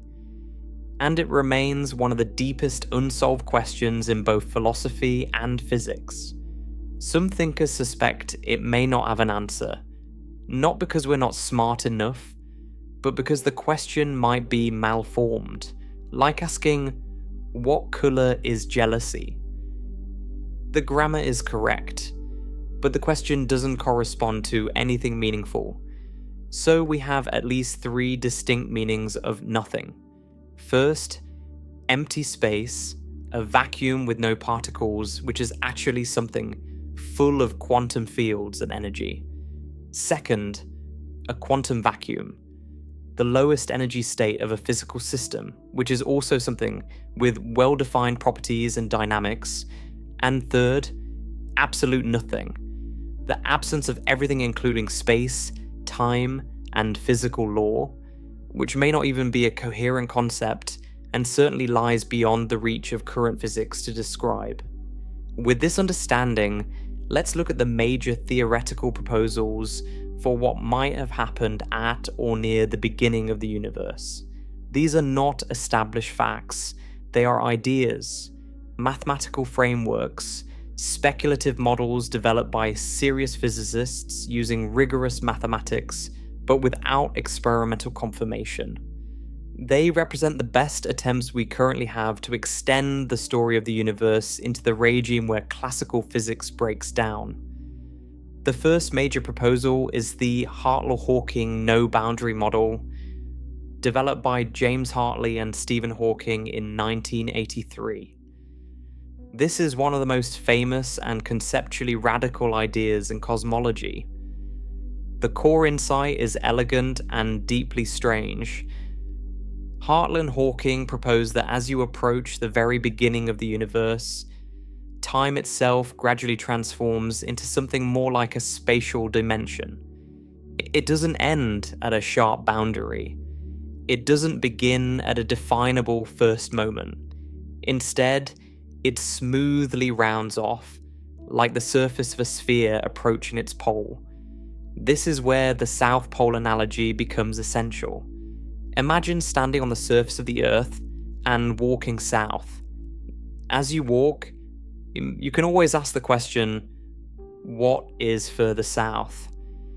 And you keep walking and the answer keeps existing. You go through the tropics, across the equator, through the southern hemisphere, and eventually you reach the South Pole. And at the South Pole, the question, what is further south, ceases to have meaning. Not because you've hit a wall, not because there's a barrier blocking your path, not because something destroyed the concept of south, but because the geometry of the sphere means there simply is no point further south than the South Pole. The concept of southness has a natural, smooth boundary. It doesn't crash into a singularity. It just ends, gently and naturally. Hartley and Hawking propose that time works the same way near the origin of the universe. As you approach the beginning, time gradually curves and becomes space-like. The question, what happened before the Big Bang, becomes like asking, what is south of the South Pole? It's a grammatically correct question that has no answer, because the structure of reality doesn't support it. Time doesn't crash into a singularity. It doesn't begin at a sharp first moment. It rounds off smoothly. There is no before, because there is no direction in which before points. This is a mathematically rigorous proposal. It uses a technique called the Euclidean path integral, which involves treating time as an imaginary number and summing over all possible geometries of the universe. In this framework, the universe has no boundary in time. It simply exists as a self-contained four-dimensional geometry, finite but without an edge. There is no moment of creation. There is no beginning. The universe just is. The way the surface of a sphere just is. Complete, finite, and without boundaries. The no-boundary model avoids the singularity entirely. It doesn't produce infinite densities or infinite temperatures. It replaces the sharp, singular beginning with a smooth, rounded geometry, and it removes the need to ask what came before because the concept of before is no longer defined, but it raises its own deep questions. It relies on quantum cosmology, a framework that applies quantum mechanics to the entire universe. This is philosophically fraught because quantum mechanics was originally designed to describe subsystems of the universe, things within the universe, not the universe as a whole. It also requires the Euclidean path integral approach, which involves mathematical techniques whose physical interpretation is debated, and it makes predictions that are difficult to test directly, although some consequences for the cosmic microwave background have been explored. A related but distinct proposal was put forward by Alexander Vilenkin in 1982. Vilenkin proposed that the universe emerged by quantum tunneling from literally nothing. In quantum mechanics, particles can tunnel through barriers that classical physics says are impassable. An electron can appear on the other side of a wall that it doesn't have enough energy to climb over. This is not speculation. Quantum tunneling is a measured, confirmed phenomenon. It's the basis of radioactive decay and the technology behind tunnel diodes and scanning tunneling microscopes. Vilenkin extended this idea to the universe itself. He proposed that the universe tunneled into existence from a state of zero size, zero energy, and zero content. In his model, nothing is not a quantum vacuum. It's not empty space with fields in it. It's genuinely nothing. No space, no time, no matter, no energy, no anything. And from this nothing, the universe appeared through a quantum tunneling event. This is a bold and provocative idea. And Vilenkin is careful to emphasize that the nothing he describes is not a pre-existing empty space. It is the absence of space itself. There is no stage on which the tunneling occurs. There is no time during which the tunneling happens. The tunneling creates space and time themselves. The universe doesn't appear within an existing framework. It creates its own framework as it appears. But even Vilenkin's model faces hard questions. The tunneling process is described using the laws of quantum mechanics. But where do those laws come from? If there truly was nothing, not even physical law, then how can quantum mechanics operate?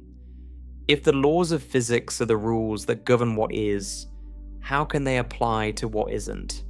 Vilenkin's nothing might be more minimal than the quantum vacuum, but it still presupposes the existence of quantum law, and that law is something. You've stripped away space, time, matter, and energy, but you've kept the mathematical structure of quantum mechanics. Whether that counts as true nothing is a matter of genuine philosophical debate. Now let's look at a completely different category of proposals, models in which the universe had no beginning at all. These are called bouncing cosmologies. In a bouncing cosmology, the Big Bang was not the beginning of everything. It was a transition, a bounce. Before the expansion that we observe, there was a prior universe that was contracting. That contracting universe got smaller and smaller, denser and hotter, until it reached a state of maximum compression. And then, instead of collapsing into a singularity, it bounced. The contraction reversed.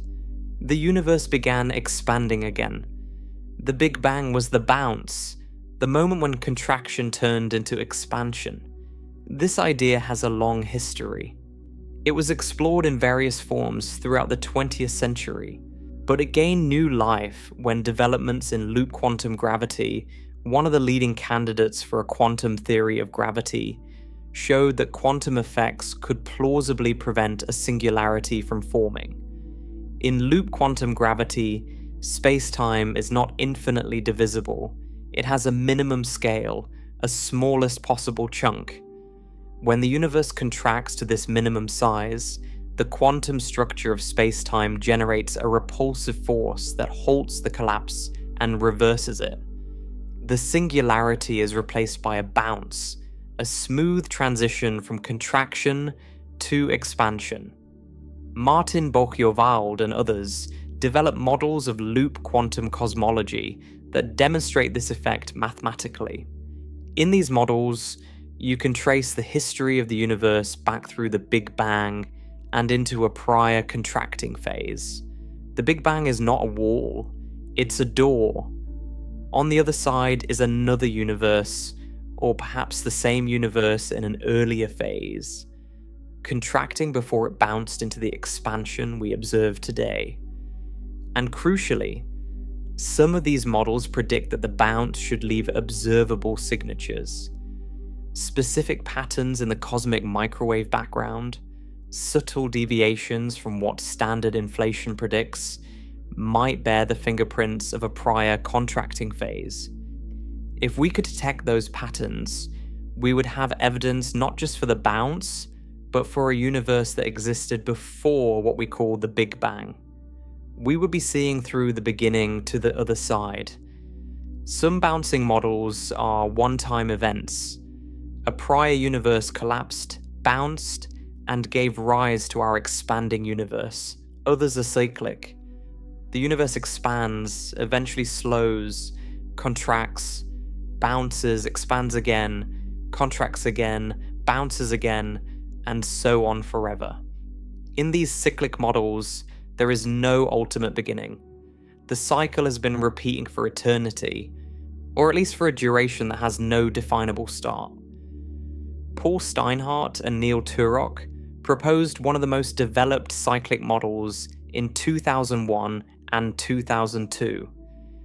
In their framework, each cycle produces a Big Bang, a period of expansion, a long slow cooling, and eventually a turnaround that leads to a new contraction and another bounce. The entropy puzzle, the question of how the universe can keep cycling without running down, is addressed by having each cycle produce slightly more entropy than the last, with the expansion phase stretching so long that the entropy density at the start of each new cycle is low enough for structure to form again. Each bounce resets the conditions for complexity. Each cycle gives the universe a fresh chance to form stars, planets, and potentially life. Roger Penrose proposed a different kind of cyclic model called conformal cyclic cosmology. In Penrose's picture, each cycle, which he calls an aeon, ends in a state where the universe is extremely cold and empty, filled only with radiation. At that point, the distinction between large and small distances becomes meaningless. The vast, cold, empty end state of one eon is mathematically equivalent to the hot, dense initial state of the next. The death of one universe is the birth of another, connected not by a bounce but by a conformal transformation, a mathematical remapping of scales. Penrose has even claimed to find possible evidence for this model in the form of subtle circular patterns in the cosmic microwave background, patterns that might be imprints from events in a prior aeon. These claims remain highly controversial. Most cosmologists are not convinced the patterns are significant, but the fact that the model makes potentially testable predictions at all is remarkable for a theory operating at this frontier. These cyclic and bouncing models avoid the problem of an absolute beginning entirely. If the universe has been cycling forever, or if the Big Bang was a transition from a prior phase, then there was never nothing. Something has always existed. The question shifts from what caused the universe to begin to why does this process exist at all? The mystery doesn't disappear. It changes shape. And this brings us to perhaps the most honest and uncomfortable position of all. We don't know. We genuinely do not know whether the universe had an absolute beginning, whether something existed before the Big Bang, whether before is even a meaningful concept in this context, or whether there was ever a state of true nothingness. Each of the proposals we've examined offers a different answer. The Hartley-Hawking model says the question of what came before is meaningless, because time has no boundary. Vilenkin says the universe tunneled from genuine nothingness, though even his nothingness presupposes quantum law. Bouncing cosmologies say there was a prior phase, pushing the question further back. Cyclic models say the process has been going on forever, eliminating the need for a beginning entirely. Each of these is mathematically sophisticated. Each is internally consistent. Each is proposed by brilliant physicists using rigorous methods, and none of them has been experimentally confirmed. This is the frontier. This is where cosmology stands today. We have extraordinary knowledge about the history of the universe, from very early times to the present. We have well-motivated proposals for what might have happened at or before the very earliest moments. But we do not have a confirmed answer to the deepest question. The boundary between what we know and what we speculate about is real, and being honest about it is not a weakness of science. It's one of its greatest strengths. But here's what makes this moment in history genuinely exciting. We are not stuck. The frontier is not frozen. New instruments, new experiments, and new observations are being designed right now that could, within the coming decades, push the boundary of confirmed knowledge deeper toward the very beginning. The most promising avenue is the search for primordial gravitational waves.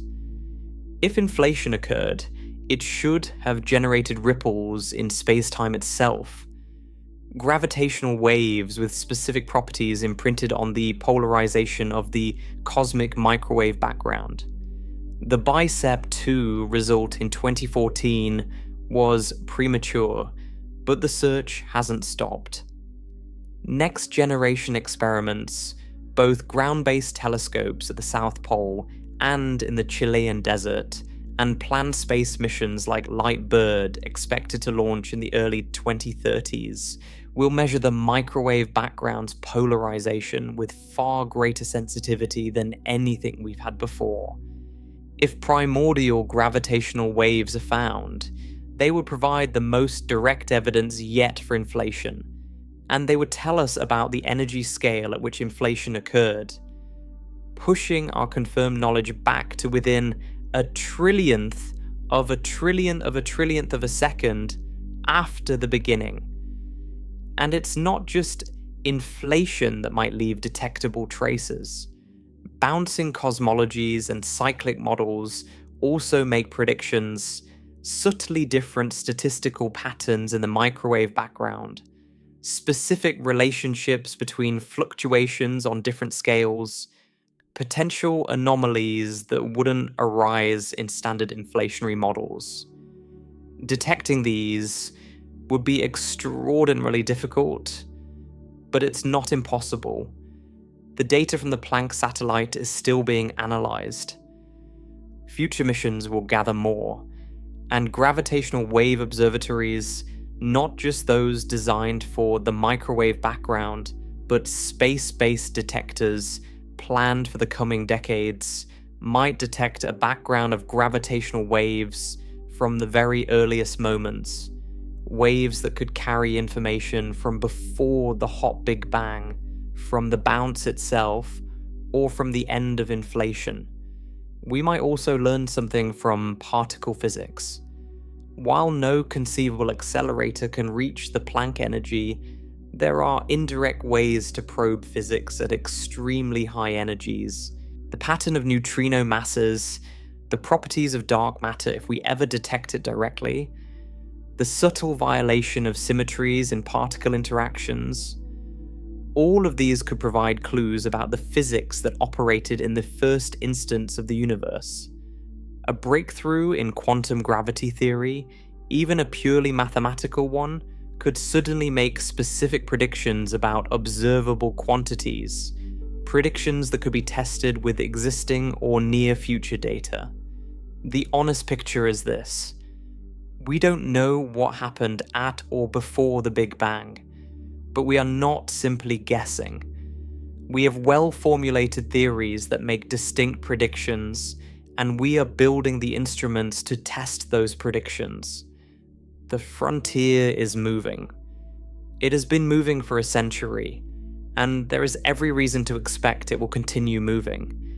Science does not pretend to have answers it doesn't have. It does not fill gaps with certainty it hasn't earned. The Big Bang model tells us the universe was once hot, dense, and expanding. It does not tell us that the universe emerged from literal nothingness. Some physicists believe the universe had a beginning. Some believe it didn't. Some believe the question is meaningless, and the evidence currently available does not definitively favor any of these positions over the others. What we can say is this: the popular image, the one where there was once absolute nothing and then an explosion created everything, is not what modern cosmology describes. The Big Bang was not an explosion at a point in pre-existing empty space. It was the expansion of space itself from an extremely hot, dense state. What preceded that state, or whether it even had a predecessor, is an open question that sits at the intersection of physics, mathematics, and philosophy. And that openness is not a failure, it's an invitation. It means there are still fundamental questions to be answered, still discoveries to be made, still surprises waiting. The universe has been revealing its secrets to us gradually, layer by layer, for centuries. Each generation has peeled back another layer and found something unexpected beneath. There is no reason to think we've reached the last layer.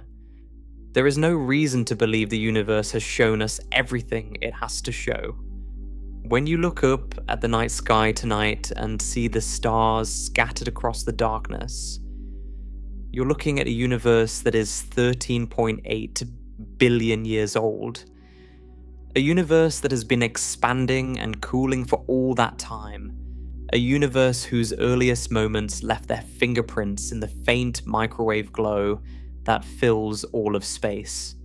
Every photon of that ancient light has been traveling since the universe was 380,000 years old, crossing billions of light years to reach your instruments, carrying information about conditions that existed long before the Earth, the Sun, or any star you can see had formed.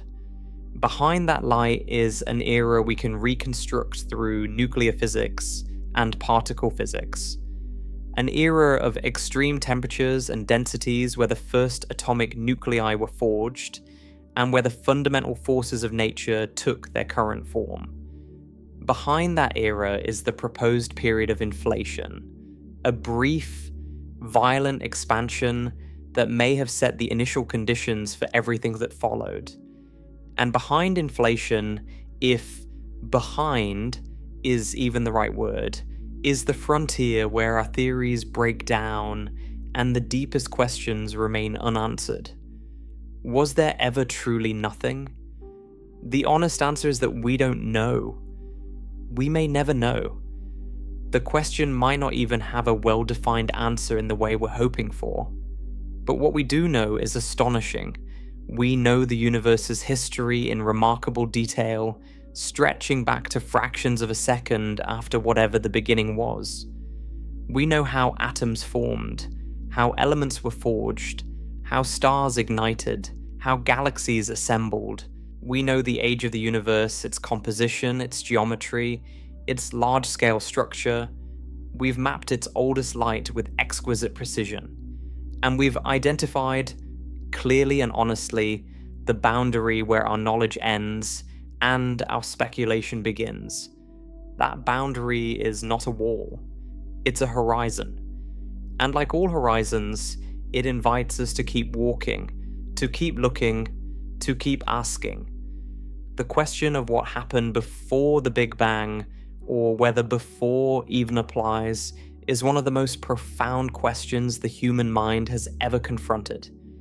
It touches on the nature of time, the nature of existence, the nature of nothing itself, and the fact that we can even formulate the question, that we've built a scientific framework capable of pushing this close to the very origin of everything, is itself one of the most remarkable achievements in the history of our species. We are made of matter that was forged in the first few minutes of the universe's existence. The hydrogen in your body, in the water in your cells, was created during Big Bang nucleosynthesis. The heavier elements, the carbon in your muscles, the iron in your blood, the calcium in your bones, were forged later, inside stars that lived and died billions of years ago. You are the universe examining itself. You are matter that has organized itself into a form complex enough to ask where it came from. And the answer, the full and honest answer, is that we've come astonishingly far in understanding that question, but we haven't reached the end. The beginning of the universe, if it had a beginning, remains hidden behind the limits of our current theories. What lies there might be a smooth, boundary-free geometry where time simply rounds off. It might be a quantum tunneling event from a state more minimal than any vacuum. It might be the bounce of a prior collapsing universe. It might be something no one has imagined yet. Or it might be that the question itself, was there ever truly nothing, dissolves when you look at it closely enough. The way a mirage dissolves when you walk toward it. Not because the answer is hidden, but because the question was never quite what it seemed. The universe doesn't owe us simple answers, but it has given us the tools and the curiosity to keep searching. And that search, the long, patient, honest effort to understand where everything came from, and whether there was ever truly nothing, is one of the most extraordinary things that has ever happened on this small planet, orbiting an ordinary star in one galaxy among trillions. The question remains open, and that's exactly as it should be. Because the greatest discoveries in science have always come not from the questions we've answered, but from the questions we're still brave enough to ask,